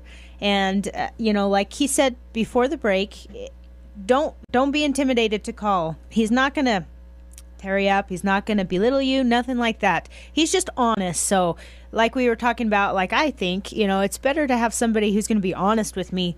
Tell me the truth. Tell me what I'm misunderstanding or not understanding at all. But it's very refreshing, and it's something you'll probably never forget, and it will help you open your mind to understand maybe something that you've been wondering about for a long time. So call us if you have a question, and again, don't be worried, don't be intimidated. So the number to call if you're interested is 801-254-5855, and we'll take your questions or your comments, anything that you have. So give us a call if you feel like it. Now I have a question. Okay, Tony's here, and Tony's got a question. One thing that I always have a hard time with is this whole story about Abraham. Abraham, how he sacrifices his son. And, because I have a son, I tried to find that faith to do something like that, and I can't understand it, number one.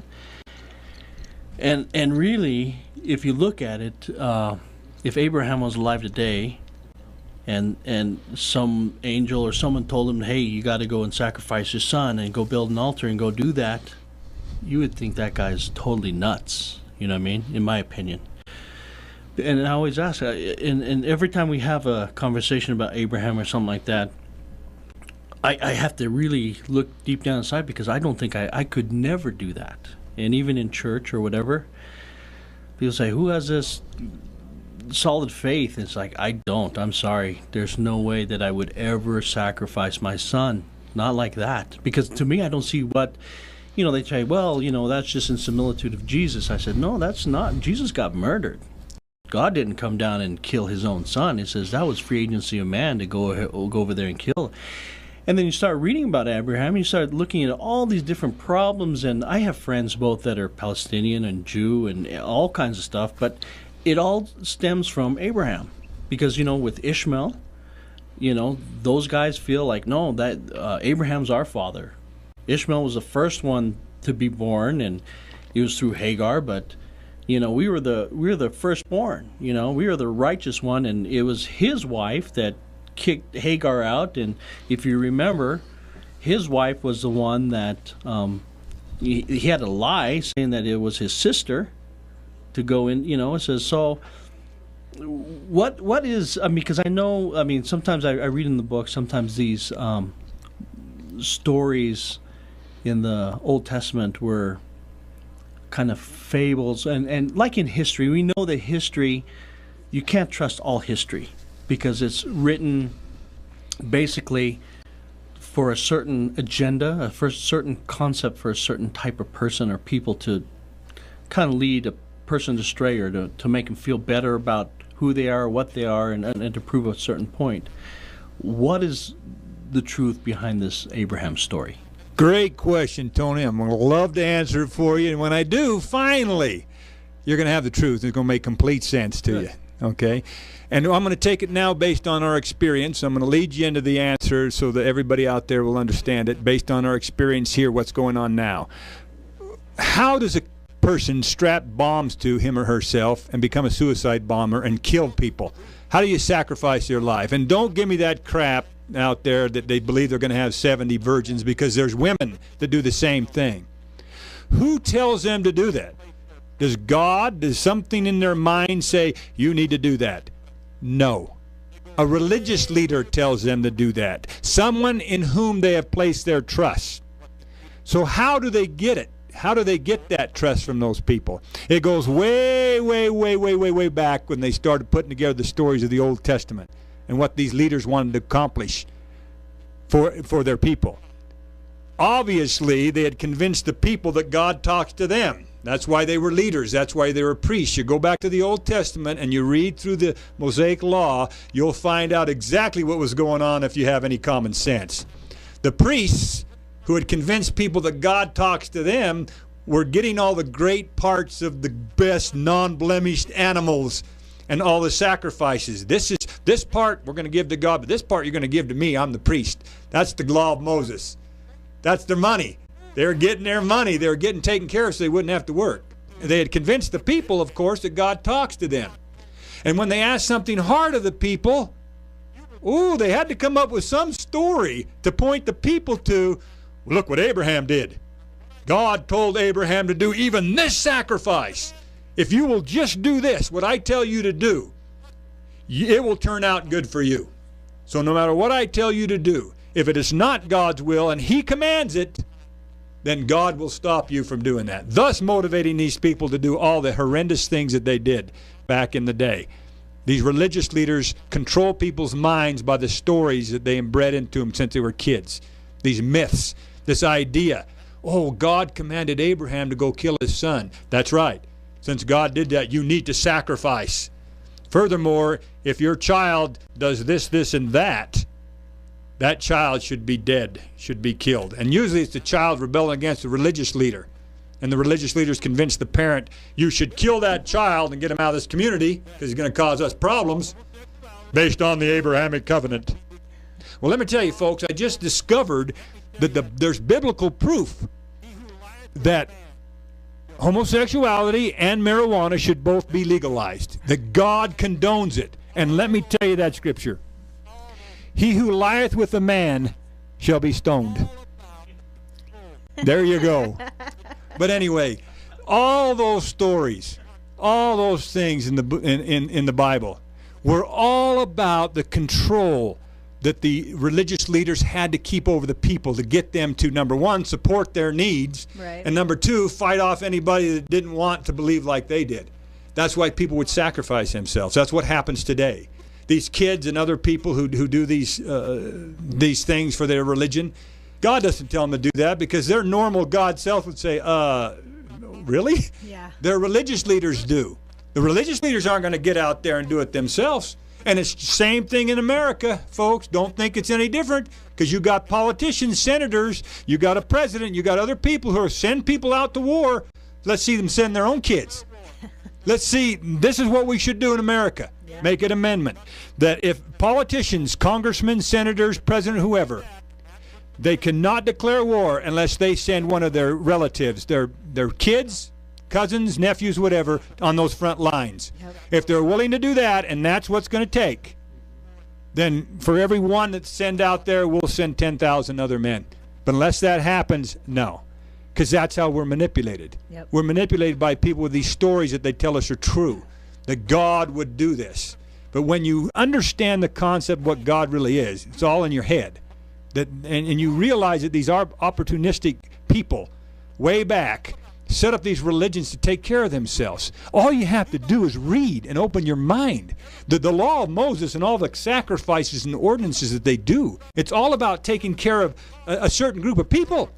The Levite tribe, the Aaron and his kid, his generation, Judah, the tribe of Judah. We have the law of God. We're going to do this. No, somebody way back and said, hey, man, I want my family to be taken care of, so I'm going to develop this idea that we have the authority and priesthood of God, and people have to, who are out there really doing all the work, they got to give their best parts of all the meat and bread and oil to us, and their gold and silver. That's what it was all about. Things haven't changed. It's the same thing today. Yep. For you LDS people out there, if you actually think that your general authorities are not paid, you're fools, because they receive stipends that are beyond your imagination. They call them stipends. Don't call them pay, they call them stipends. When I was a security officer for the LDS Church and I got in all their records, the apostles of the LDS Church were making anywhere from $90,000 to $110,000 a year depending on their status. Other general authorities, they started out a new 70 at about $38,000. That's not too much. Back then it was quite a bit. Yeah. But then they get raises. They get all their health care taken care of. And yet, are you ready for this? And I have to just be on my horse a little bit. I'm going to ask you questions, answer them honestly. Okay. Who owns Desert Industries? The LDS people? The Church of Jesus Christ of Latter-day Saints. No, they'll say they don't. The corporation of the president of the Church of Jesus Christ of Latter-day Saints, Zion Securities, or whatever thing they did. Mm-hmm. Okay, what they recently did is this. Because of Obamacare and the fact that if a major company has a certain amount of employees, and if those employees work over 30 hours a week, you have to provide them with the means of health care, affordable. Right. So what did Desert Industries do? They cut their employees' wages. Most of their employees now, except for management, cannot work over 30 hours. Oh, wow. Now, they have a justification. That's the facts, folks. Go look it up yourself. Now, would Jesus do that? That's what I'm trying to say. Okay. Yeah. Now, I got to defend them to some degree. Here's the defense. And this is why they pay those disabled people such limited amounts. Number one, because a lot of them are disabled, they have Social Security benefits, and they can get Medicaid for free and those things. Mm-hmm. But still, to make it a mandate in your corporation not to allow these people to work over 30 hours or under 30, so they have to work under 30 hours so they don't get benefits, is absolutely absurd. Yeah. Anyway. That's crazy. Well, we do have our first caller, so let's see who we've got on the line here.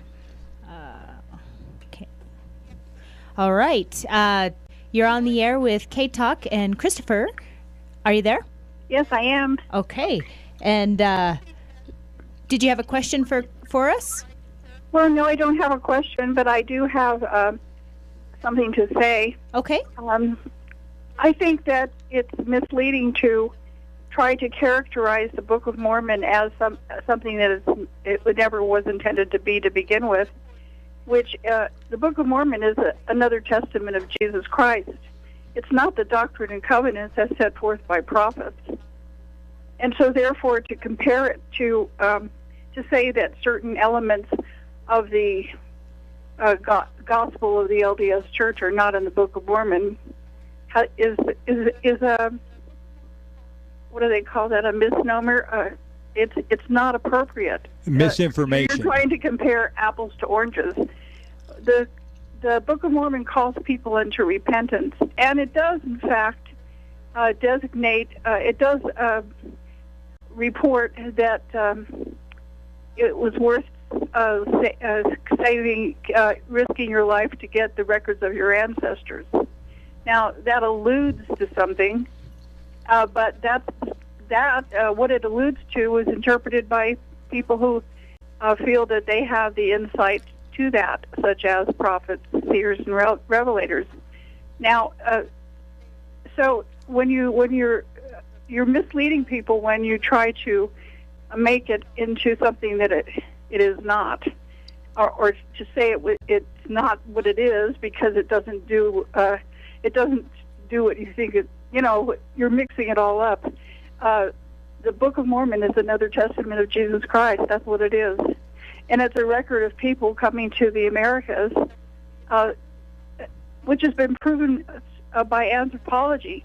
For example, Solomon's gold mines were discovered to be in Peru long before the Jaredites and the others left the land of Jerusalem for the New World.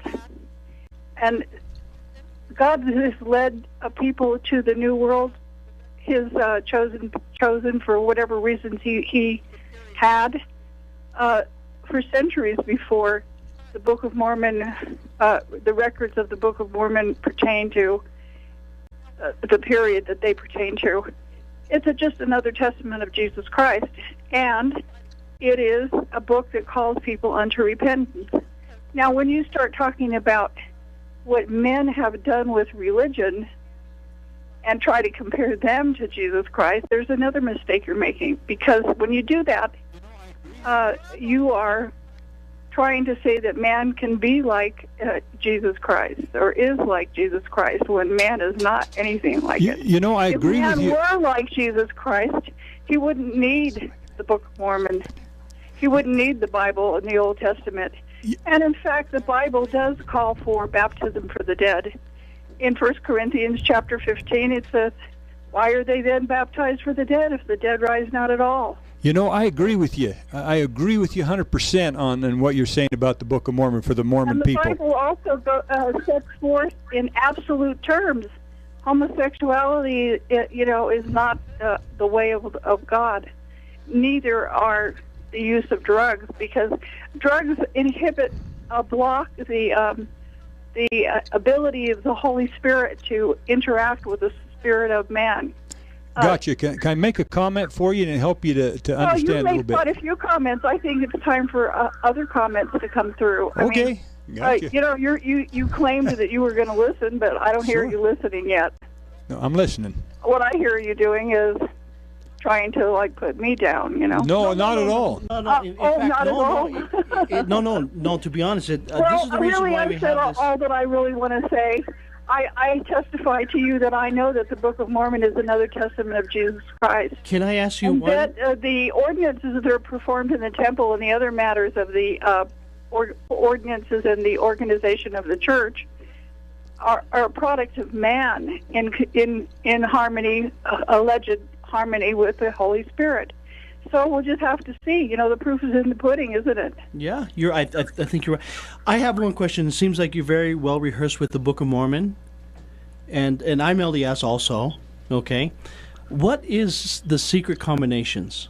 The most abominable sin in God's eyes. What? I mean, I'm think really the curious secret to know combination what is it? applies to a lot of different situations. Conspiring men, secret combinations, and what have you. These are things that mean the corruption. It's not just one thing. It's not just one item. It's a myriad of things that man does. So if you can be very specific. Inability to be good. Well, it says it's the most abominable thing in God's eyes in the Book of Mormon. And I think maybe to do what you're doing is to portray something that's good as evil, and to do it to corrupt other people. For example, look at the pharmaceutical companies and how they portray their products as good when actually many of them cause tremendous illness in Oh, people. I agree with you there 100%. It's a secret combination. And what you're doing is no different from that. Well, again, you have the free agency to certainly Of course believe I that, do. man. I appreciate Thank you calling very in. much for the time to say it. Absolutely. Thank you. Thank you. Appreciate those For comments. calling in. We need to take a break. Yeah, we're going to take a break. Need a break. Well, now she can listen. I'll respond to her what she did when she. I'll take from her comments and answer. Good. I mean, she didn't even give you the chance. No, she didn't. She didn't even listen to the show. Obviously, she just wanted to bear testimony. Some people do, and that's fine. But again, she won't like the answer. You know, They never and do, my do they? enemy's that Harry guy. He had his spill, and I sat there for 2 hours. But when it came to my time, he's like, "Oh." I said, "Come on, man! Yeah. You got to give me a chance." Don't you want to hear my response to what you're saying? She obviously didn't listen to the first part where we were talking about how incredible the Book of Mormon is. The Book of Mormon. And you know this, they do, but they hit on that thing and they just, Yeah, they can't say anything, and so all they can do is bear their testimony. that's right. Yeah, It's like they've heard, but they're so shaken that hearing they do not hear, seeing they do not see and understand. That's basically how it is. They just don't hear it. They don't want to hear. Yeah. And again, this message, like you say, is you have the free agency to do whatever you want to do. You know what I mean? Well, she ain't gonna like this answer, but I mean it's the truth, and it's good. If she'd let me tell, I said I agree with you 100%, man. That Book of Mormon's incredible. And I would have just asked. I don't think you heard some of my comments before. Now, where it came from, what it does for people, we have difference of opinion. But and I was going to support her. I said you're right. Yeah. If a person believes in the Book of Mormon, I mean, if they believe in the Mormon Church, they believe in modern day revelation. And modern day prophets, seers, and revelators have the right to create any scriptures that they want. Thus negate everything that's been written before. They have the ability to do that. Yeah. But then it comes back to that one thing. Does it contain the fullness of the everlasting gospel? And then I can take him to what Joseph Smith wrote Yeah. about it Yeah. when Moroni talked to him. Yeah. That's good.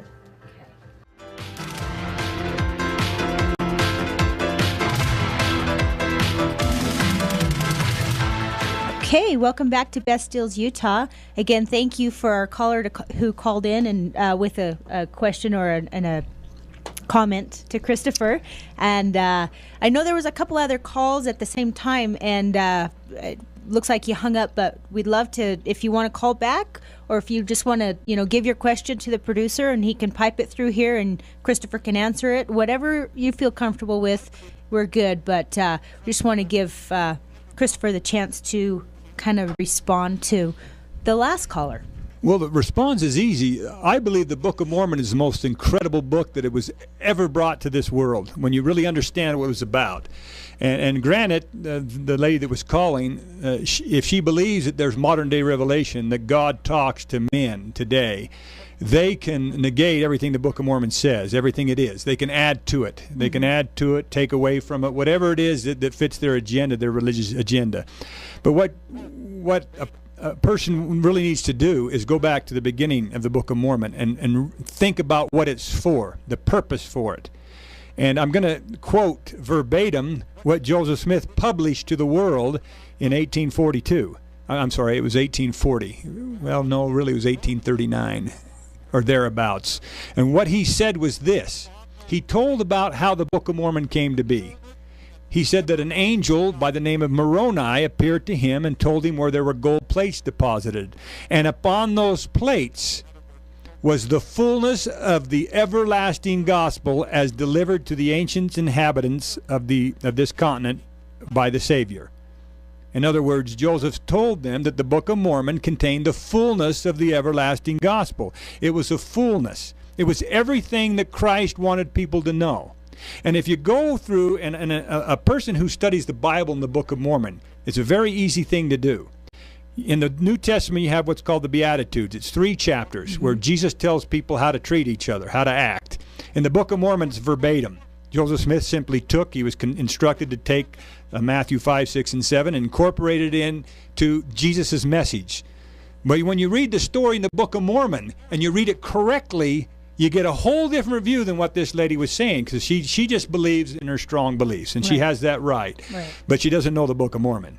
The story goes like this. Okay, the people see this being, this human, come out of the sky. He's among them. He's right there among them, says, I'm Jesus. I'm the one been told is going to come down and teach you things. Now I'm going to teach you.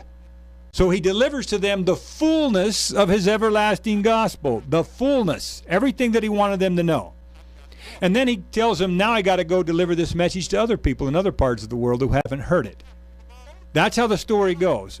And so Jesus tells them, I've got to go. But the story goes on to say that there were many people that were confused about what happened to the law of Moses. How come in the fullness of the message that Jesus just taught them in the Book of Mormon, there was no mention of the law of Moses, that it was done away with? People were confused. And the story goes on, this Jesus saying, oh, I see you're confused. Oh, gee. And the people say, well, can you stay around some more? He just told them, I just gave you everything the Father wanted me to give you. This is how the story goes. I just taught you everything I was supposed to teach you. I gave you the fullness of the everlasting gospel. And you folks want me to stay around. But I got other sheep. And the people, please, please. So what did Jesus do, Book of Mormon people?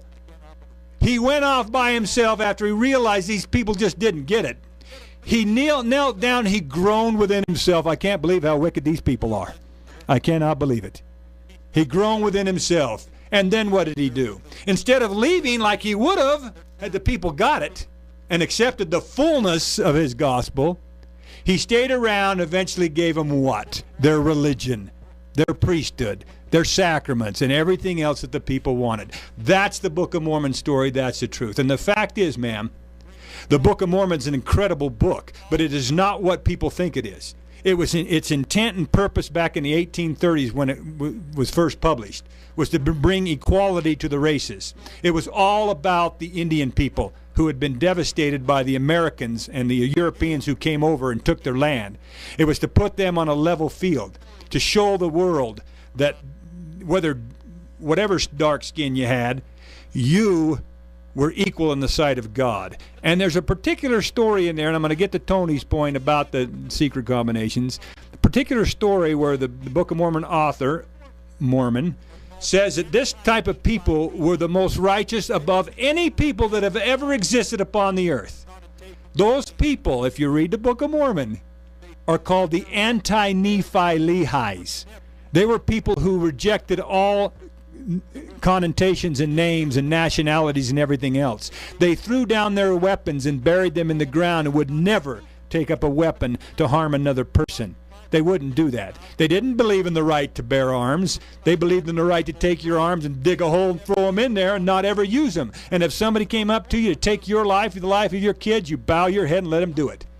Mormon described them as the most righteous people that ever lived upon this earth. The Book of Mormon, the way it is written, it doesn't take away your free will. It's not going to come out there and reveal all the things to you. It's going to give it, this is the fullness of the gospel of Jesus. Here's the story. He groaned within himself because you people are so damn wicked that you can't accept his simple message, the same one that was in the Bible, verbatim, and you turned the Book of Mormon into something that it was not. Secret combinations, the answer to Tony's questions is very, very simple. Okay, real quick, we do have a caller. Oh, let's get to that caller. So let's get the caller on the line real quick, and then we'll cover that one there. Looks like, Adam, are you there? Yeah. Hi. All right, you're on the line. Did you have a question for us? Well, I kind of got a comment. The way I see it is that there's no one size fits all when it comes to religion. There's multiple of different religions, even deity belief. So, I mean, you can't just say there's only one truth, right? I mean, one shoe fits all is not the way it works. I just thought I'd mention that. So your comment is then basically that in religion, in a religious context, everybody's right in their own mind. Yeah, and they convince themselves that's the way life is. Gotcha. They convince themselves through their childhood, through their juvenile, through life of eventually they come to their own belief, and there's nothing that we can do to change that. So How long have you been listening to the show, Adam? I listen to the evening program. Did you Programs. Did this show today? Have you listened to all of it, or did you just tune in? No, I just tuned in. Okay, we discussed exactly what you were talking about before, and the purpose of this work, of course, is to help people to realize that everybody is right in their own mind, and in our own mind, if we are right and everybody else is wrong, that makes us all wrong, but all right. And conflict. when we learn to we learn to respect that. But my job, of course, is to help people to realize that they are not right. That every single person out there has the right to be right according to their own paradigm, cognitive paradigm, or the way that they think and perceive things. So yeah, That's what makes a appreciate rainbow. It's different. yeah, appreciate All the right. comment, but that we did cover that earlier about All right. exactly what this was for. Now, Adam, if you're still there, just so you know, we do have our program recorded, and also K-Talk does have a new app for your Android phone, and they have one coming up for the iPhone. If you are interested in hearing the first part of the program, you're more than welcome to either download that app, or you can go on to bestdealsutah.com, and we have an archive of all the shows, including today's show. So if you are interested in hearing what we discussed earlier, you can definitely download that or get the app. And then you can also go to A Marvelous Work and a Wonder, where we'll have the Best Deals Utah as well. We'll have the link for you on the show so that you can hear that at another time or whenever you're free to. So for all you out there, again, K-Talk does have a new Android phone app that you can download, and the iPhone app is coming soon, where you will be able to download any of the K-Talk programs and listen to them on your mobile device. So anyway, just wanted to throw that in there so that you knew, so you had that. So back to Christopher here. Go ahead, and we were talking a little bit before. Yeah, well, Tony brought up a good question that no Mormon expert, pundit, or whoever thinks they really understand the Book of Mormon can answer what a secret combination is, which according to the Book of Mormon authors, like I said, there's clues in there. There's clues to help you to learn what is really messing up our society and you as a human being. And one of those was the mention of the Gadianton robbers and the secret combinations and the stories that developed to that. If you go through and you read the Book of Mormon, and you'll see how money develops. Even in the Book of Mormon, it talks about the different types of money that the Nephites have, and then the power that comes. Okay, the power in the political and the religious aspects. It was all set up the same way. Incredible work if you really look at it that way. But what you'll find that these secret combinations started to arise as people became more prosperous, as they began to get more money, as they begin to have these political and religious groups take power over the people in any way. And the secret combinations that they have, which people don't understand, is the combination of the two, the power and the money, or the business and the politics, combining in secret to control people's lives. It's exactly what's happening today on this earth. And if you read the Book of Mormon correctly, you'll find that to be the case. Talks in there about attorneys, lawyers, and judges, how they're laying the foundation for the destruction of the people. So I'm going to ask you folks out there, these laws, you got people out there that say, oh yes, I have a business, but I'm doing according to the laws of the land. And because I'm doing it according to the laws of the land, I'm sure God, He condones that. God does not want me to go against the laws of the land. So they must be God's laws if they're the laws of the land. So I'm going to ask you folks, seriously now, think about this.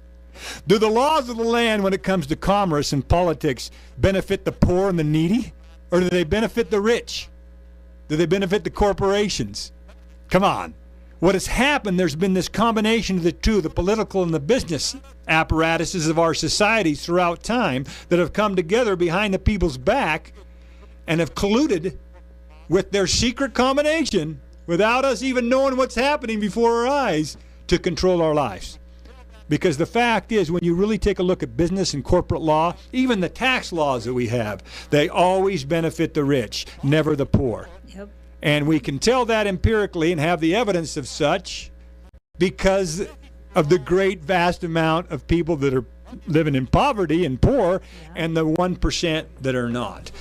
So that is that. Now, a message for all of you people out there who love your religion, and especially those of you who are LDS people. I'm going to tell you a big difference between the real truth and what you tell the world that you have. The real truth is something that's just there, and a person who seeks will find it if they seek. It doesn't go knocking on your door. It doesn't go trying to convert you. It doesn't go trying to tell you that you're wrong. It's there when a person is ready for it. They'll find it.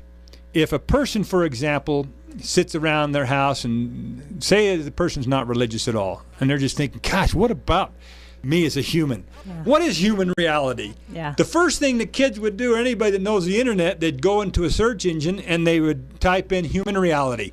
Click. The number one hit in all search engines out of millions is the Human Reality book, Who We Are and Why We Exist. The number one is right there. Wow. So a person clicks on that, Human Reality. What's this book? Written anonymously. What? I don't have to buy it? I can download it? What is this? They start reading it. It's anonymous, so they can't place a name on it. If they Right. did a lot of research, it would come back to me, and then they'd start to think. But the fact is, how did that come to be? Right. Before the Human Reality book was even published, even a few days before it was even announced, there was a number one hit. Wow. So how did that happen, Yeah. folks out there? Could it be that there actually are advanced humans that know much more about technology than we do, that perhaps have the ability to do certain things to give us the opportunity to find these truths? Wow. The same thing about this show here. I mean, it was from Tony and your desire to have me on. I wouldn't have come looking for Right. no. Right. Someone gives me the opportunity, I'm going to present it. Right. But I'm not going to go knocking on anybody's door. There's nothing to sell here. Yep. There's nobody's wrong when Yeah. it comes to this work. Yeah. This works for those who believe that they're wrong and they want to really challenge their own beliefs and their own opinions.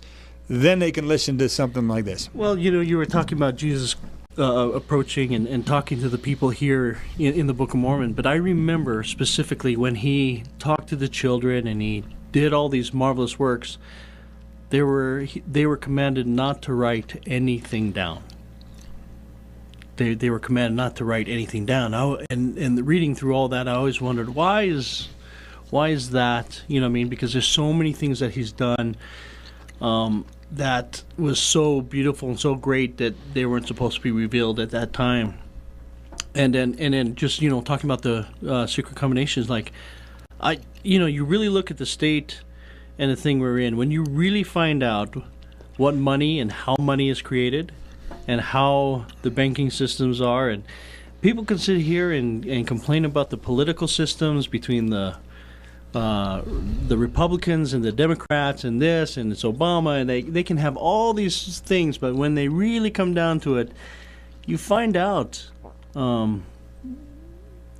these secret combinations really are, and how everyone's manipulated into a certain agenda. But anyway, when we come back, we're going to go out to a break here. When we come back, we're going to have more of the marvelous work and wonder.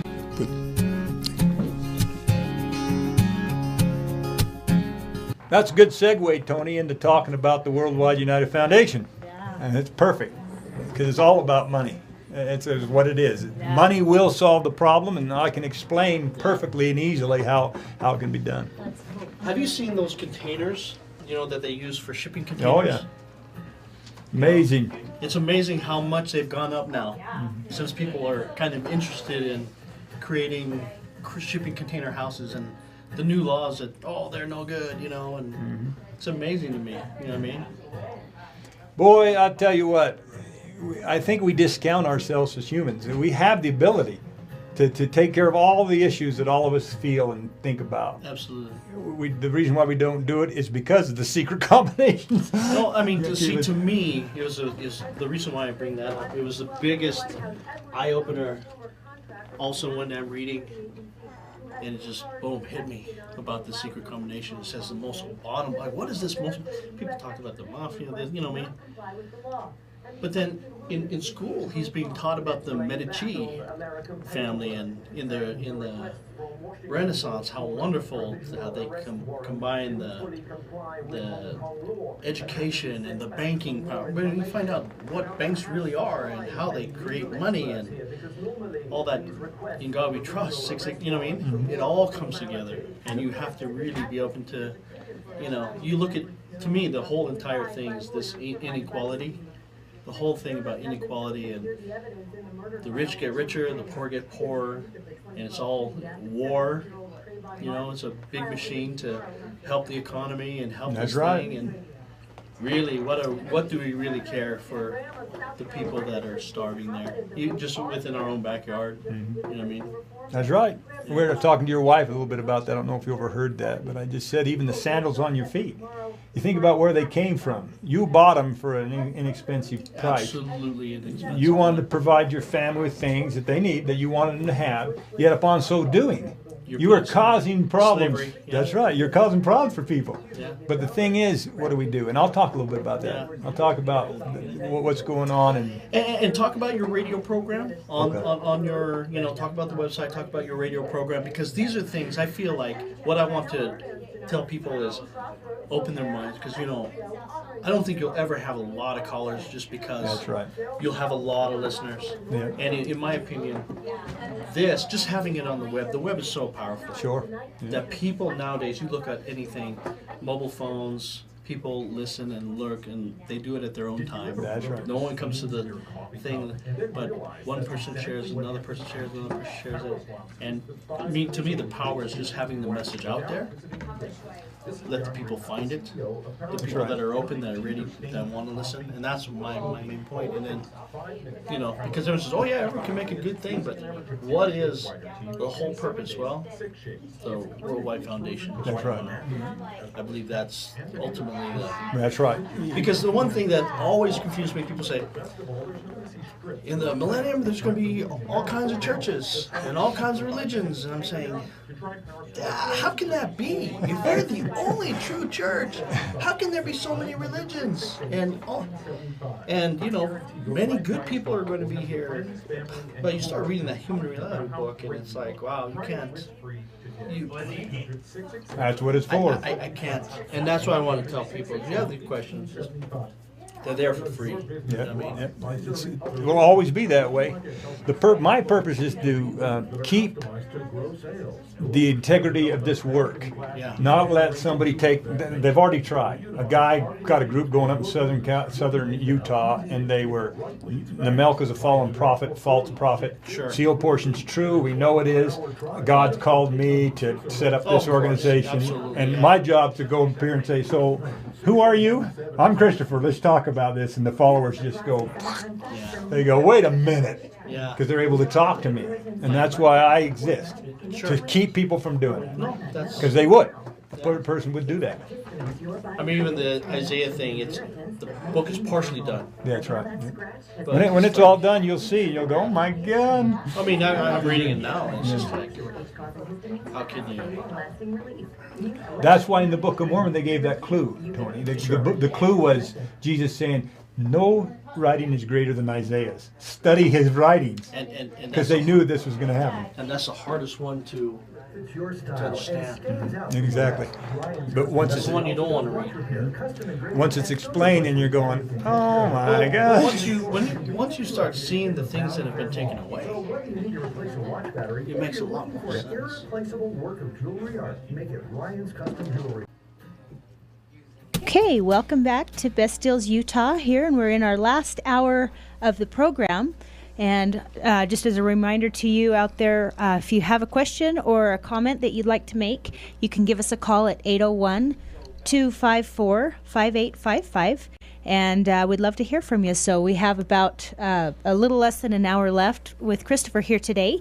And so we're happy to have him here, and we've got some things that we were covering, and we'll just get back to what we were talking to before the break. So, all right. Well, perfect. I mean, ultimately, when we're dealing with issues of religion and philosophy and the way that people think, ultimately it leads us to this. What is it that we do as a human being to make our life better? Our life as an individual better, and then we always, at least we like to, think, how can I help other people also? Right. Everyone has it in their mind. First, help themselves, and then if possible, try to help other people. And so one of the most important parts of the Marvelous Work and Wonder is what's called the Worldwide United Foundation. And Tony kind of gave us a good segue into that as he discussed a little bit about this money issue and the secret combinations. The combination, what I'm talking about, is a combination of corporate and political power coming together to benefit itself. Mm-hmm. Okay, and that's the combination that the authors of this Book of Mormon wanted to deal with. And so anytime a guy comes up and he makes some claim like I do, that I can answer your questions, I don't understand why a human being would say, okay, Mr. Smarty Pants, then solve poverty. Yeah. Tell us what to do to solve poverty. Well, that issue was covered a long time ago. I mean, in 2004, right after the sealed portion was translated, of course, those who mentor me presented the plan and trained me and helped me to understand exactly how we take care of the problem. Yeah. And it is such a simple solution. So simple. Yeah. And now, this is also my challenge to all of you out there who believe that you're in the true church of God and that God inspires your leaders, or you know somebody who's very smart. Why haven't they come up with a solution? Don't sit and tell me, you religious people out there, I'm not picking on the LDS Church, all religions, all charities, and the billions of dollars that you, quote unquote, give to the poor each year, no matter what way. Why does poverty still exist? You're doing nothing but perpetuating the problem by doing what you're doing. Yeah. You're allowing your people an opportunity to feel good by donating a little bit of money here and there, or going down and volunteering their time to wrap up blankets or whatever to send to the poor people. You're perpetuating the problem. You're not handling the issue. And don't give me your bull crap about Jesus said that the poor will always be among us.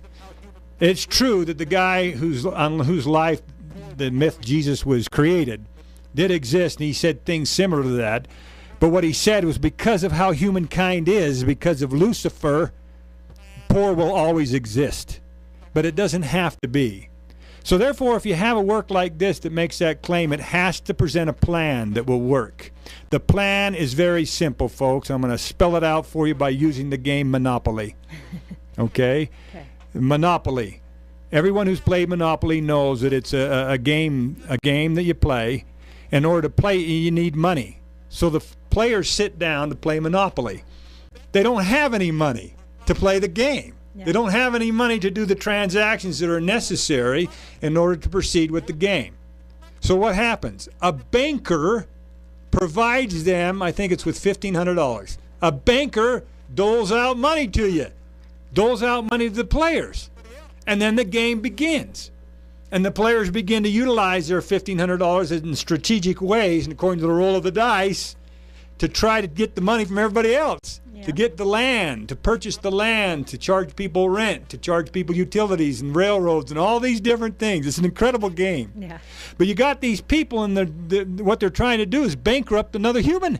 They're trying to do what they can to take the money from another person. Yep. That's how it's set up in this life. That's how it's set up. Okay, so let's say this, that there's 4 people playing the game of Monopoly. But all of a sudden, because those 4 people are playing, here comes another 4 people, and let's call them the Chinese. Another 4 people, they want to play the game too. Yep. So they come and sit down at the game, say, let us play the game. Well, they don't have any money to pay your rent. They don't have any money to take a ride on the Reading Railroad. They don't even have the damn money to get out of jail. You see? So how do they play the game? How do they do it? How is it possible that you can incorporate more humans into this game so it can be played properly? You give them the money. You have the banker provide them with the money so they can play the game. And then what happens, those of you who are already playing the game, who own Boardwalk and Park Place and Reading Railroad and everything else, you give these people, these 4 new people, the money to play the game, you're going to get it from them. Yep. You're going to get it from them because you own everything. Right. And that's fine and dandy. But if you don't want anybody to play the game, And then you don't want those 4 people to say, wait a minute, this ain't fair. I'm going to take you out. I don't care how much you're playing this game. It's still a game. Yeah. And those little hotels and houses you got on all those lands right there, this is bull crap. So I'm going to take you out. And thus, we're talking about the uprisings that are happening here. Mm-hmm. You want to solve all that, folks, out there playing the game, the Monopoly guys? Then give them the money to play. Sure, you'll get it back, and we don't care about that. So that's a synopsis of how the plan would work, and this is how you do it. It's simple. Any human being that's born upon this planet, any human, anyone, should be guaranteed from the time they are born to the time that they die with everything that will sustain a human life. That means healthy food, not junk food, healthy food. Yeah. Free health care, always, always, always, free health care. A good, safe place to live, which will include, of course, the plumbing system, the waste systems, the utilities that they need to have the basic, nice place to live, very secure. Mm-hmm. And, of course, the ability to educate themselves according to the game that's being played, the world. Yeah. Free education always. You allow a person those 4 things, and it'll change this entire world if you guarantee that to them. Now, the marvelous working of wonder and the powers that be who control this work, they're not taking away your free will. They're not saying to the 4 people who are playing the game of Monopoly and have already owned all the land, they're not saying you can't do that. If you want to do that, if you want to show us what type of person you are and that's what you want to do, go ahead. We support capitalism. But we're saying there's a lot of other people that need to play this game, and they don't have the money to do so. Yeah. So provide them with the opportunity and the ability. You can have the riches. So what? We'll give you those riches. Yeah. But let these people play. Yeah. And it's easy to do. You print the money. You print the money to play, just like a banker would give it to a new player who joined the Monopoly game. You print the money, allow them that, and then here's the one thing that's going to be the hardest to convince people in the world, but it's the one that stumps the economists and all the experts and pundits that think, oh, you can't just do that. You have to have an international law that controls inflation on the materials and the products that we use to sustain human life. You have to control that inflation. Let the market and capitalism and free market and that stupid game out there, if anybody wants to play it, let it go wherever it goes, how you've set it up anyway. But when it comes to the things that support human life, you have got to control the prices. You can't let inflation, or you're just going to be printing money all the time. You print enough money so people can play the game. It's very simple. We control money. We as human beings develop the system. We control it. We can do anything that we want to do. The problem is those 4 people who are initially playing that game, who monopolized everything, own all the land, the railroads, utilities, and everything else, they don't want to lose that. Yeah. Somewhere in the back of their demented minds, they believe that, well, if we bring in these people and print money and give it to them, they might get our stuff. They might. They're not going to get your stuff. You own the land. You own the board. They need to play. So what are you going to be? What kind of person are you going to be? No, we don't want those people to play. Just let them die. We're playing the game just fine. Me and my family, we're playing the game, and my family is being sustained and having a wonderful life, all secure, everything that we need. We don't want someone else coming in and starting to play this game, and we don't want to change the rules of our own game that we're playing to let others in. Yeah. What type of person are you? So let me tell you, folks out there who believe in your family so strongly and believe in your capitalism and your free market system and all the other bull crap that humans have made to create disparity between us and divide us. Let me tell you what's going to happen in 2145. If we can't figure it out for ourselves, 2145 on June 16th at that exact date is the time that game's over. And advanced human beings will finally say enough's enough. We're going to introduce ourselves to these people. We're going to let them know what's really happening. They're going to do to the whole world what they did to me back in '87. Here's what's happening. But with that, they're going to introduce all the technology and all the means to provide every human being that lives on this planet, which will be close to 15 billion at that time, everything that they need to have life, the things that they need in life, housing, I mean, they'll completely obliterate any disease or any sickness, and healthcare will be the thing of the past. You hurt your arm, they'll heal it perfectly with the technology they have. Everybody will have everything that they need to live. They're not going to change the game. If you guys want to keep playing the money game when they're going to give it to you for free, you go ahead. But you can bet your life at that time, when advanced humans introduce themselves and start doing that for us as humans, that you're going to have the kings and the merchants of this world start to complain grossly. Oh my God, no one buys our stuff anymore. Oh gosh, I wish these rocks would cover me up because now I'm looking like a selfish bastard. Oops, sorry about that, Blade. I'm looking like a selfish human for simply playing this game, not letting anybody else into it. So it's up to you folks out there, what is it going to be? I highly doubt, with what I know about this world and human nature, that we're going to get it and be able to solve this problem ourselves. I wish we could. Yeah. But it's highly unlikely. Why? Because of you people out there who believe in your religion, you believe in your family, you believe in your self-based ideologies and value systems that make you better than everybody else. Unless we break those down and we start seeing every single human being equally with everybody else. You know, one of my favorite actors just died. He was my age, Gandolfini, James Gandolfini, who played Soprano guy. I liked him. He was a good actor, I thought. Yeah. But they made his death such a big thing. At the very moment he died, there was probably 10,000 other human beings that died too. Yeah. Usually not because of overeating and having a heart attack, but because they didn't get enough to eat. Yeah. Or they're in a war zone. They're the same. To an advanced human being, the least among us here is the greatest to them. You scripture people out there, he who's the least in the kingdom of God is the greatest of all. Mm-hmm. All you got to do is think. The clues are there. So what does all that have to do with this work? It all comes down to this. We are human beings playing a game with each other. In other words, we are involved in an environment where we have to deal with each other. The challenge is this. How are we going to deal with each other? How are we going to do it? We believe, as advanced humans before we entered this game, we believed that when we were placed in this situation and we forgot who we are and it was taken from us, our memories of who we are as advanced, that's the challenge. We believed that we would never do bad to other people. We believed that we'd always be good because that was our experience. But we knew that most people that enter this game blow it. But not us. Not us. It's kind of like Blade. You take him, set him down in front of a game he's used to playing. I'm going to play that game. I'm going to beat those guys. I'm going to do it this time, Dad and Mom. I'm going to get in there and I'm going to show you that I'm going to be the best. And that's what we thought as advanced humans. We thought we'd come down here or we'd enter this game, this experience of mortal life, and that we would do it and we would show everyone that we're the best human that exists. Yeah. That's the challenge. We've failed miserably.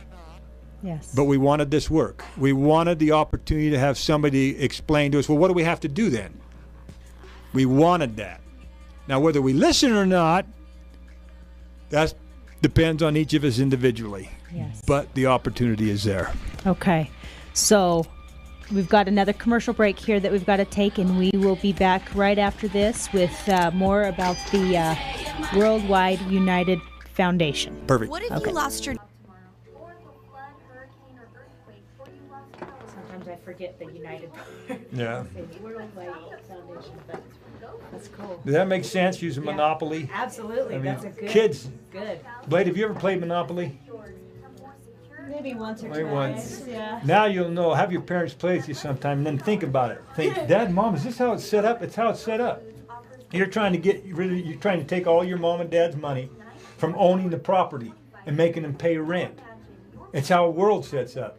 And your idea, I'm going to take all your money so that you're out of the game. Isn't that stupid? That's how humans do it. Instead, what we're trying to say is, no, everybody, let's just keep playing the game together. Let the banker just keep doling out the money, and so we can play the game. And those who own the land, you can have it. Yeah. How much do you want? Yeah. How much money do you need? Yeah. Yeah. You got millions. You can do anything you want. I mean, how much more do you want? You keep wanting a number here. Yeah.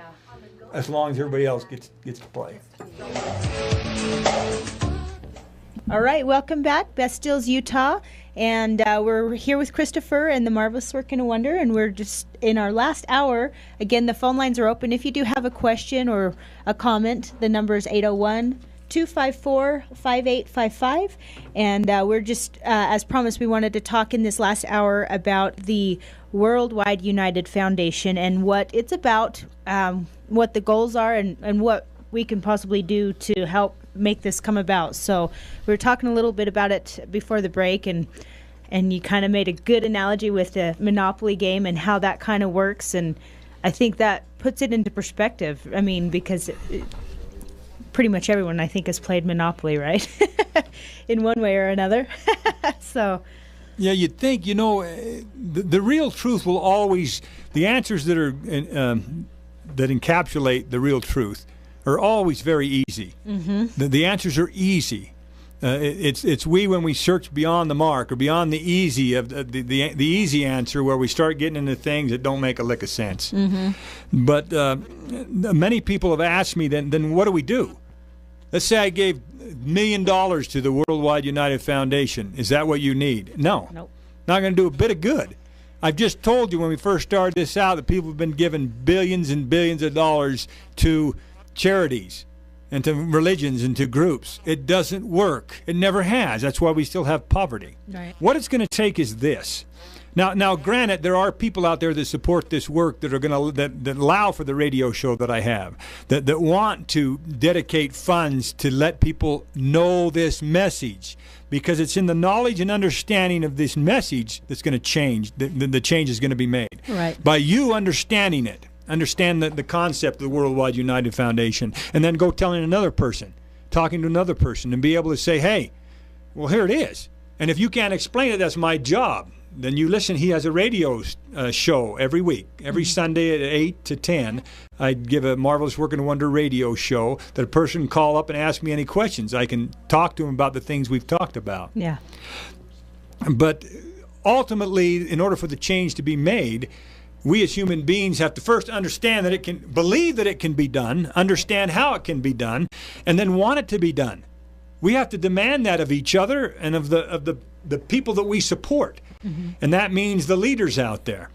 And so it really is dissemination of information that's going to make this change if it does. The internet is the perfect solution. Okay, Tony was talking to me about that during the break. And that's why this work, the fullness of the real truth, didn't come until 2012. In none of our history did we ever have the real means that a person had the ability to find this without disrupting their free will. Anytime an advanced human being deals in this game, they're taking a risk at violating a person's free will. My free will was violated on purpose back in '87. They had to. Someone had to be able to understand it so they could do what I'm doing. But everybody else's, your free will is intact.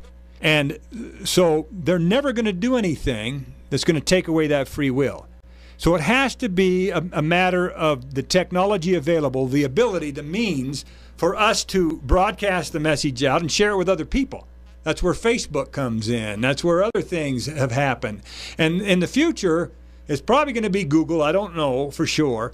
But one of these big companies are going to finally offer free high-speed wireless internet to the entire world, anywhere. You don't have to pay for it anymore. You just get it free. Wow. Okay, and they're going to be able to do that because advertisers will advertise. And then anyone, anywhere, on their phone, on their computer, get free internet. That's the next step in the market. Nice. You get free internet, then you have a place to go to get information. And what's cool about the internet is you're not going to get the real truth right away. Right. You're going to get opinions. You can find opinion on everything out there. Yep. Type in your question. You're going to get a plethora of opinions out there. Yep. But there has to be somewhere where you can get a concise answer, that something can answer the truth. And that's what this is about. That's what this is for. Why? Is because when it's all said and done, and we're done with this game, this experience, we would never want to think that we as a human being didn't have the opportunity to get in touch with our true self, to know the real truth. Mm-hmm. We needed that opportunity. The great majority of us aren't going to look for that because we're too engulfed in our own sense of worth and in religion and other things. We're not going to find it. Mm-hmm. But it was still there. And so the idea of ending poverty throughout the world is simply a human belief, a human desire that we all have. There's no person you'd ever talk to, rich or poor, bond or free, young, that would say they don't want to end poverty.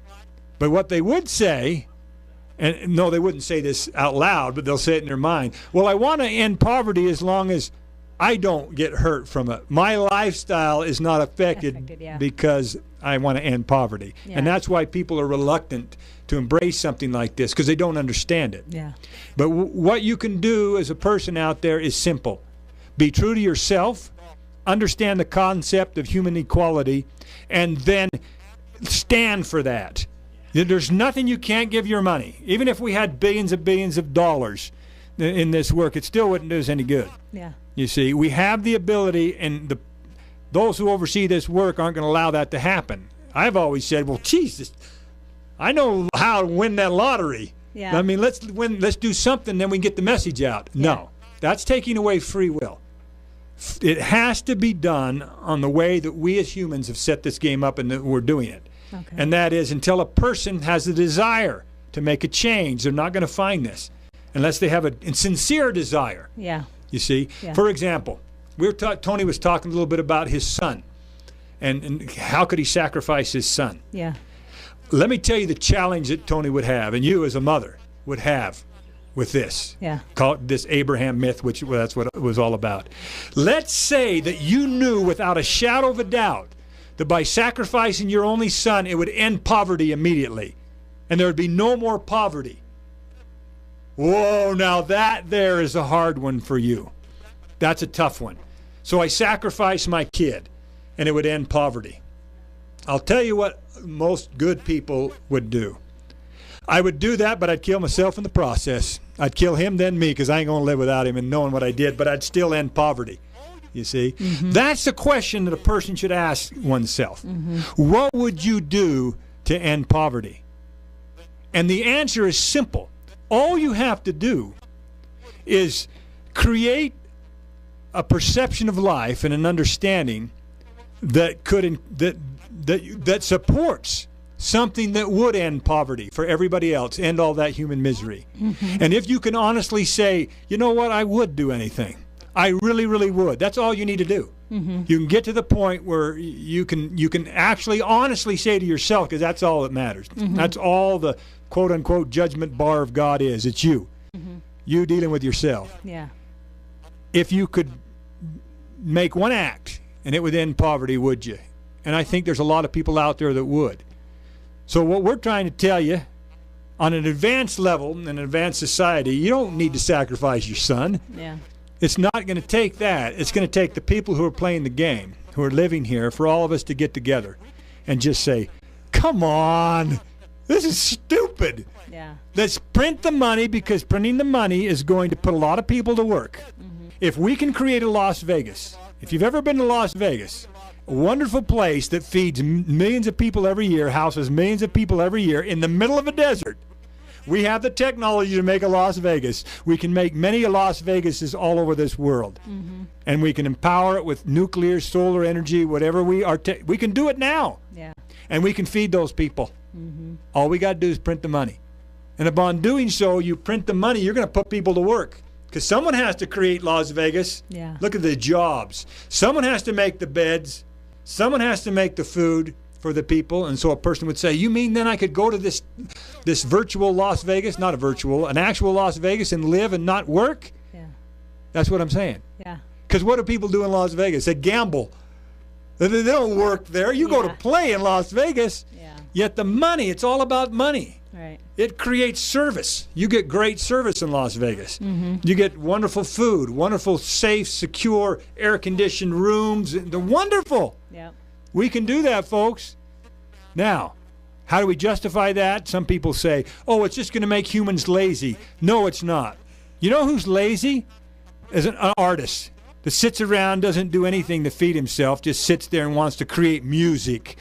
That's laziness, or is it? Is that not a person being true to itself? And once he does and he develops that talent, look what he does for us. How do we know that there's not thousands of those people out there who just were given the chance are able to develop that artistic, what we think is lazy. No, it's not lazy being an artist. It's being true to yourself. Yeah. But I feel sorry for the millions of people out there who have an artistic mind and want to just create music or paint or something, and they can't make it. Yeah. Because it's 1 out of a million Yep. who make it to the top level where you can become independent. Right. Because it actually happens and people see it. That some actors, some athletes, and people are successful, they believe that there's a possibility. Yeah. And that's where the great deception comes in. It can't be. For example, people will say, oh, people should just get out there and work like we have. All right, all you people that believe that way, are you really happy with what you've done? Yeah. Couldn't you just wait to retire? Yeah. And how can you, let's say you developed widgets, and you made the best widget in the world, and everybody else did the same thing, then who would have the best widget? Where would you get the employees? Yeah. You see, the whole thing is set up wrong. Yeah. You have to allow a person the opportunity to live. If you bring a child into this world, that child has the right to live. They didn't ask, but none of us did. And none of us asked to be here. Right. Our parents, we were a product of a very horny man and a woman who wanted to nurture children. Yeah. And thus we exist. And now we're forced into this world that we can't even be ourselves. We got to be a slave to the environment, a slave to the economy, and that's what's happened. Mm-hmm. It's not fair. No. And our world would change exponentially according to how we provided for human need peacefully if we just did that for people. Yeah. Another thing, the marvelous work and the wonder, prisons. Ridiculous. 85%, 90% of the people that are in prisons aren't there because they've hurt someone. Usually they're on drugs or something. It costs us anywhere from $40,000 to $65,000 a year to keep someone in prison in the United States. Yeah. Big business, of course. Yes. But this is what we do, folks. We offer somebody $24,000 a year. That's $2,000 a month to piss clean every month, and we'll give them $2,000. We're only going to give them $24,000. We don't have to house them for $40,000. Yeah. We're going to save a lot of money, and we'll just give them the money if they just piss clean, or in other words, they had to take a drug test and it's clean. We give them $2,000. What's wrong with that, courts? Oh, then they're not going to get lazy. You're not giving them enough really to go out and get a great TV or this or that. But even if you did, the economy's going to increase, but it's not going to go into the pockets of just a few individuals who control the correctional facilities. You see, and the answers are there. They're very simple. Yeah. And it's going to take talk shows like this, human beings who start to think that of those two principles that we talked about first. Number one, that they're the greatest thing that ever happened to this universe, and that they are in control. You have unconditional free will here. In an advanced world, you do not have unconditional free will. You have it here. That's what the challenge is. With unconditional free will, what will we do? So we have that, thus making us responsible for everything that we do. Yeah. And thus, the other part is realizing other people are like that. Stop this ridiculous notion that you need to tell somebody how to live their life, how to believe, and what they need to do. And once we create that equality among ourselves and among each other, then we can start to concentrate on ending this poverty, ridiculous, stupid thing, because there's monopoly money out there that more people have and others don't. Yeah. Well, looks like we have a phone call here. Blade's being my little producer right now, so he's going to patch that through or not. Okay, I guess they hung up. Never mind. So we did have one. It's funny, isn't it? I mean, we're talking about a solution that could work, that's viable and could work. It could end worldwide poverty. Yeah. But there's few. Well, the truth is there's a lot of people who listen to the archived records of my show and probably of yours, and they pass it on to others. I mean, there's hundreds of people that do during the week. To take up your time and sit in front of a radio and listen to a guy like me, but it could be that finally something will be said at some time that will allow this message to go out more to the world. Yeah. The problem is me. The problem is the messenger, because if they come to the point, if a person comes to the point where they hear about the Worldwide United Foundation or the Human Reality book, and they trace it back to this guy who makes claims that he knows advanced humans and he understands that aspect, people say, this guy's quack. I don't even want to look into this anymore. Yeah. But that was all planned. Okay. It was planned because the challenge needs to still be there. Okay, the challenge needs to be there for a human being to say this. I want to end poverty, for example, but I can't figure out how to do it. I don't know how to do it. Yeah. So maybe I can look out there and I can research and try to find a plan that I know will work. Yeah. There has never been an expert, pundit, I don't care what kind of education they have, that can negate the plan that we present in the Worldwide United Foundation. It's impossible. It's very easy. Of course, the economic experts say, well, inflation will be caused because of the printing the money. No, folks. This big bailout that happened 2008, that's called TARP, they printed that money. A Congress doesn't sit down every year and say, in December we're going to have a great big old Hurricane Katrina come and wipe out most of our states. It's going to cost billions of dollars. We're going to budget for that. They don't budget for that. Yeah. They print the money to take care of it. They don't budget for a war that they're going to have. They print the money to fight that war that they know is going to create jobs and increase our economic viability throughout the world and give people more jobs. So right. It's very easy to do. Yep. Okay, so we're on our last break for the hour, so stay tuned right after this commercial break with Christopher, and we'll have the last 20 minutes of the hour, and again, the phone lines will be open, so 801-254-5855 if you'd like to call in with a question or a comment. And you know, there's another thing too, and most people aren't expecting this on your show. Oh, yeah. The best deal, they're not, well, let's see. Yeah. It's true. It's great. We got a lot of people You have a watching. special occasion Well, we coming got up. people Then watching impress that. her with a beautiful piece of Oh, jewelry. The stream and live the, stream? yeah. Lions Custom Jewelry. Oh, they can do that on the computer, huh? They can do it on the computer. They can listen on the computer. There's people that called in saying they're watching. People that called me saying they're watching from St. George on the site. Oh, really?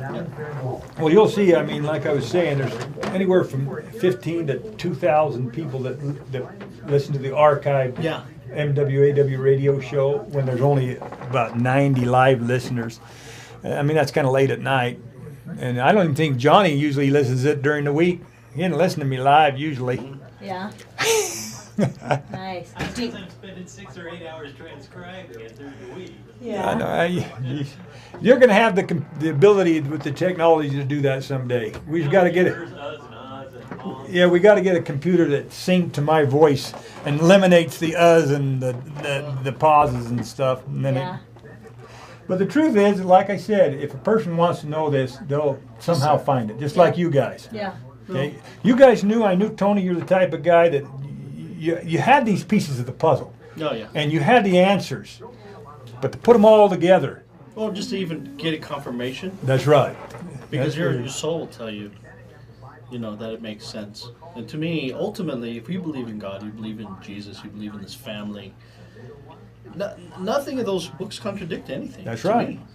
Nothing. They enhance it. Enhance it, absolutely. Welcome back to Best Stills, Utah, and we're here at the last segment of Best Stills, Utah, and we've had a really fun show today, and we've been so happy to have Christopher in the studio with us, and this marvelous work and a wonder, and then the Worldwide United Foundation, which is we're learning a lot about, which I think is marvelous in itself. So Also, I wanted to let you know, anyone that wants to listen to this show again, they're going to be in the archives. They're going to be on www.bestdillsutah.com. If you're just tuning in, you can always log in right now and watch it live on your mobile device, on your computer. It's all over the place. And upon that, the K-Talk has released a Android phone app, which is now available, and the iPhone K-Talk app is coming soon. So, you know what? Make sure you go down there and download it and take K-Talk with you. We're lucky to have K-Talk, the voice of reason, here, an independent talk show. We have everybody and anybody on here because, like anything, we're all human beings. We all have difference of opinions, and we have all things that we like to talk about, and that's the beauty of K-Talk Radio. That's why it's called AM 630, the voice of Utah. whether you agree or whether you don't agree, whether you find this fascinating or not fascinating, it's something fun to talk about and something to think about. And if you're interested in reading any of these books that are here on Best Deals Utah, you can go to bestdealsutah.com and click on any of these books. Human Reality, of who we are, why we exist. You can read the 666 America, the Revelation, the Apostle John's New Testament Revelation Unfolded. You can sit there and read, download, and read the sealed portion of the Book of Mormon, the last testament of Jesus Christ. You can read the authorized and official biography of Joseph Smith Jr., and also the Sacred, Not Secret, the official guide to understanding the LDS Temple endowments. So also check out the links to, if you're interested and you want to follow the work of the Marvelous Work and Wonder, we got links to their website that you can go there and keep up with them and follow them on Facebook. So now, I have to say one thing, since Tony plugged all those books. Best Deals Utah is a business. And listen out there, those of you who appreciate this work, who embrace it, you need to support Best Deals Utah. I don't care if you send them a donation or you support their cause. If you believe in this work, you believe in something here. They gave me 3 hours today, unprecedented time that no one else has given. So those of you who embrace this work, you embrace them. And I'm telling you right now, get it done for them in the next couple weeks. Well, thank you. I appreciate that. So we've got some phone calls. We've got some callers on the line that are holding. So we'll go ahead and take those questions right now. So on line number 3, we have Ed. Ed, are you there? I'm still here. Hi, Yes. Ed. Thanks for calling in. Did you have a question or comment? Well, yeah, I had more of a comment. This is the first time I listened to your show, and I've enjoyed what I've heard so far. I just want to refer back to a comment that you were talking about earlier regarding the Book of Mormon, and you brought up the subject of the anti-Nephi Lehi people as being the most righteous people to ever live on the earth, or something to that effect. I don't know if you were proposing to be like them, that is, to avoid bloodshed, to lay down your life and allow people to kill you, your enemy. I think you said something about there was no right to bear arms, only the right to bury them. Am I essentially right on that? No. All I pointed out is that there's a story in the Book of Mormon that talks about a people who did that, who were named the most righteous people on the earth. But the story goes on to show their kids who became the stripling warriors and became great warriors. And if you know the gist of the Book of Mormon, there's always 2 facts presented to you. You can have the Captain Moroni version, who's all into patriotism, and then you can have the true messenger Moroni version, there's a message there. And that's what the Book of Mormon portrays. Now, what I said was, in an advanced human world, if we're going to promote quote-unquote Christ-like values, you wouldn't want the right to bear arms, because you would never raise an arm against another person. He who smites thee on the right cheek, you turn to him the other also. Let him smite you, cut off your head, whatever it might be. Those are simply advanced society, Christ-like values, not necessarily the values that people believe in today. Okay, well, that's what I wanted to clarify, and I think I'm essentially on the same frequency as you. However, I think are you proposing that the highest way of living is to lay down your life and let somebody else shed your blood, or is there a higher way than that even? Well, if you understood what this life was all about as an advanced human having a mortal experience through advanced technology, which would be like playing a virtual game, then you wouldn't care if someone struck you down. You'd do exactly what this Jesus guy did. From the time that he lived to the time that he died, he never rose his hand against another. They killed him. They murdered him. I agree with you on that. However, where I think I disagree is this idea that we all follow Jesus Christ, and if it comes to submitting to our enemy and allowing them to take our lives like they did to Jesus, that's the highest way of living. I don't agree with that. Here's what I suggest. Here's what I want to propose. I want to propose that Jesus voluntarily gave up his life because he had a special commission to perform. He is not asking us to do the same thing. He actually died and suffered so we would not have to. And I want to propose that the model that we really should be following is the model of John the Beloved, the model of the three Nephites, and the model of Enoch, mostly Enoch. Enoch did not bury his weapons because he didn't need to bury his weapons. He never had to shed anybody's blood because they had absolutely no power over him. So when you talk about advanced societies, Enoch is an example of what Christ wants for us, is to be like Enoch, where our enemies have no power over us. They cannot touch us. They cannot do anything to us. And when Christ was alive, before he voluntarily gave up his life, nobody could touch him. He would pass through their midst. They could not take his life unless he voluntarily gave it up. Well, thanks for that comment. Your proposal's perfect. I like it. I like it. So it's the Enoch model that we really should be going after. Thank you. Yeah, okay, thanks. Thanks, Ed. Thanks for your phone call. And we do have another person on the line. Let's see. Hold on. I'm not too good at this. Okay, and Sharon, are you there? I am. Hi. Thanks for calling in. Did you have a question or comment for Christopher? I do. Christopher, I believe that you had said somewhere, I don't remember, that other human beings on other in other solar systems had figured it out and was able to implement some version of this worldwide United Foundation plan. Do you have the advantage of using them as an example, or have you seen how they were able to do it and sort of model that for us? That's a good question, and Ed kind of gave us a segue into that because he talked about Enoch and the city of Enoch. All the city of Enoch was a mythology that came about from a true messenger explaining about this advanced society where they lived without these problems. And mortals on other solar systems who are going through this mortal experience, there have been instances where they figured it out. They learned from their wars and from hurting each other that, hey, we can do this. We can solve all these problems ourselves. Now, we don't have time at this time to go into that in detail, but maybe on one of my shows, maybe next week, I'll give more detail of how these societies exist and how a mortal race figured it out. Okay? Great, thank you. Okay, thanks for the call, Sharon. Wish we had time to talk about it. Okay. Thank you for calling. I appreciate that.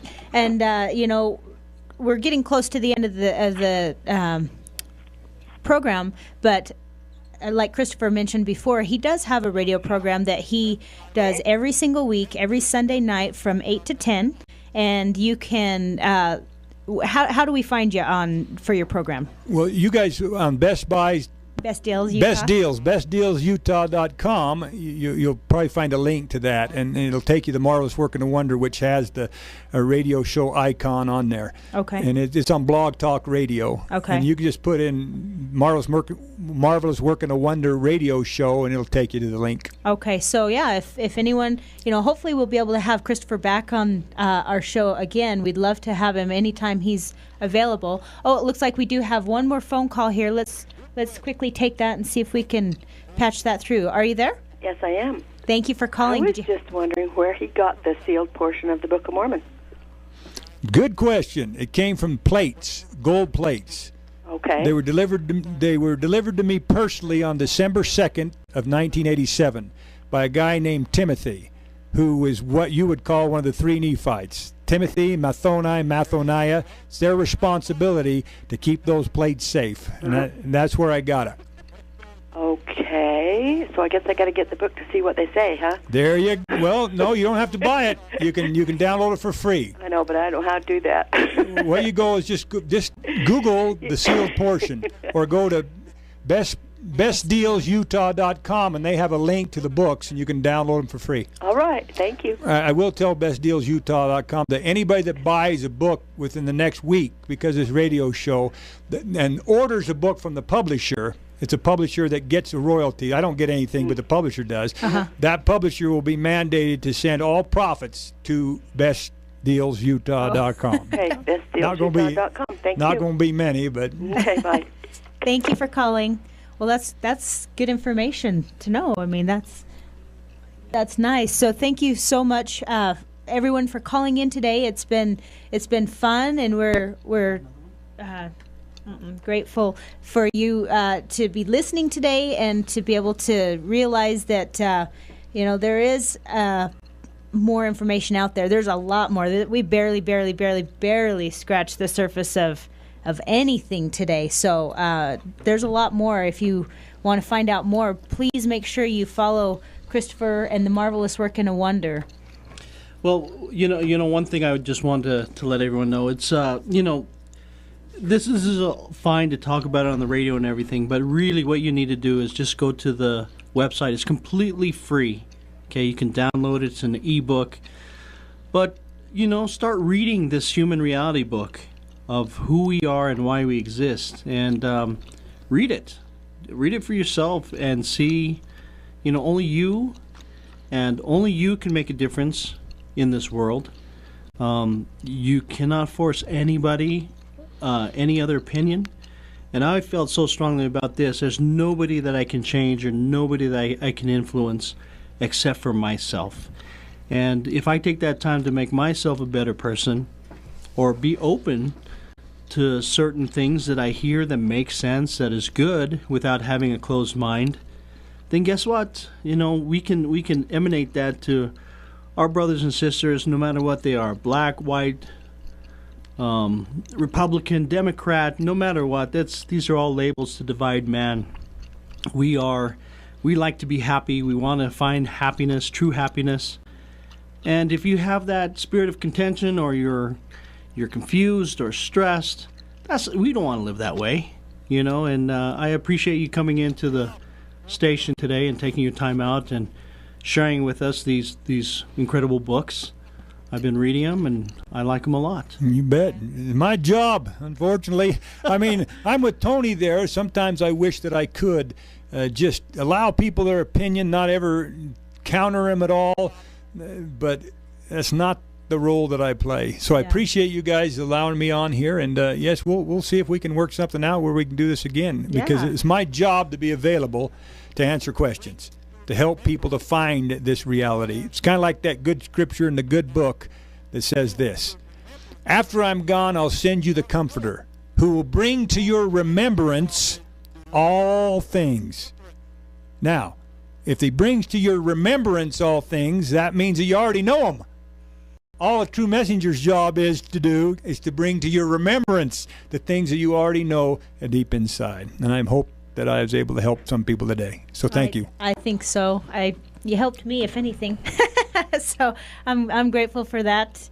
But thanks again for being here today. And again, all these books are free to download. So go to bestdealsutah.com and click on any of the books that he has up there. And I think he's got a couple more coming out fairly soon. Yeah, when I get around to soon. I mean, maybe not super soon, but one's my autobiography, and I know people are interested in that because they want to see the facts, the details, how it led up to this, and that'll come. When I can get it. Well, you got a lot of work on your hands, and you've already accomplished so much. It's amazing. I mean, anybody that goes and does any kind of research or looks into it, you'll see exactly what I'm talking about. So, thanks again, and we want to thank everyone who called in today with a question or an opinion or a comment. That's always greatly appreciated. We're happy to be a program where we have open-mindedness, and opinions are fine to express anytime. So again, remember, the new K-Talk app is here. It's available. Go to k-talk.com to download. It's the Android phone app, and the iPhone app will soon be available. Please check out our program in the archives, and you can re-listen to this program anytime you'd like, either on the app or through the Best Deals Utah. So have a wonderful day today, and thanks again to Christopher, and I hope everybody enjoyed the program, and hopefully we'll be able to have him on again sometime soon. So thanks again.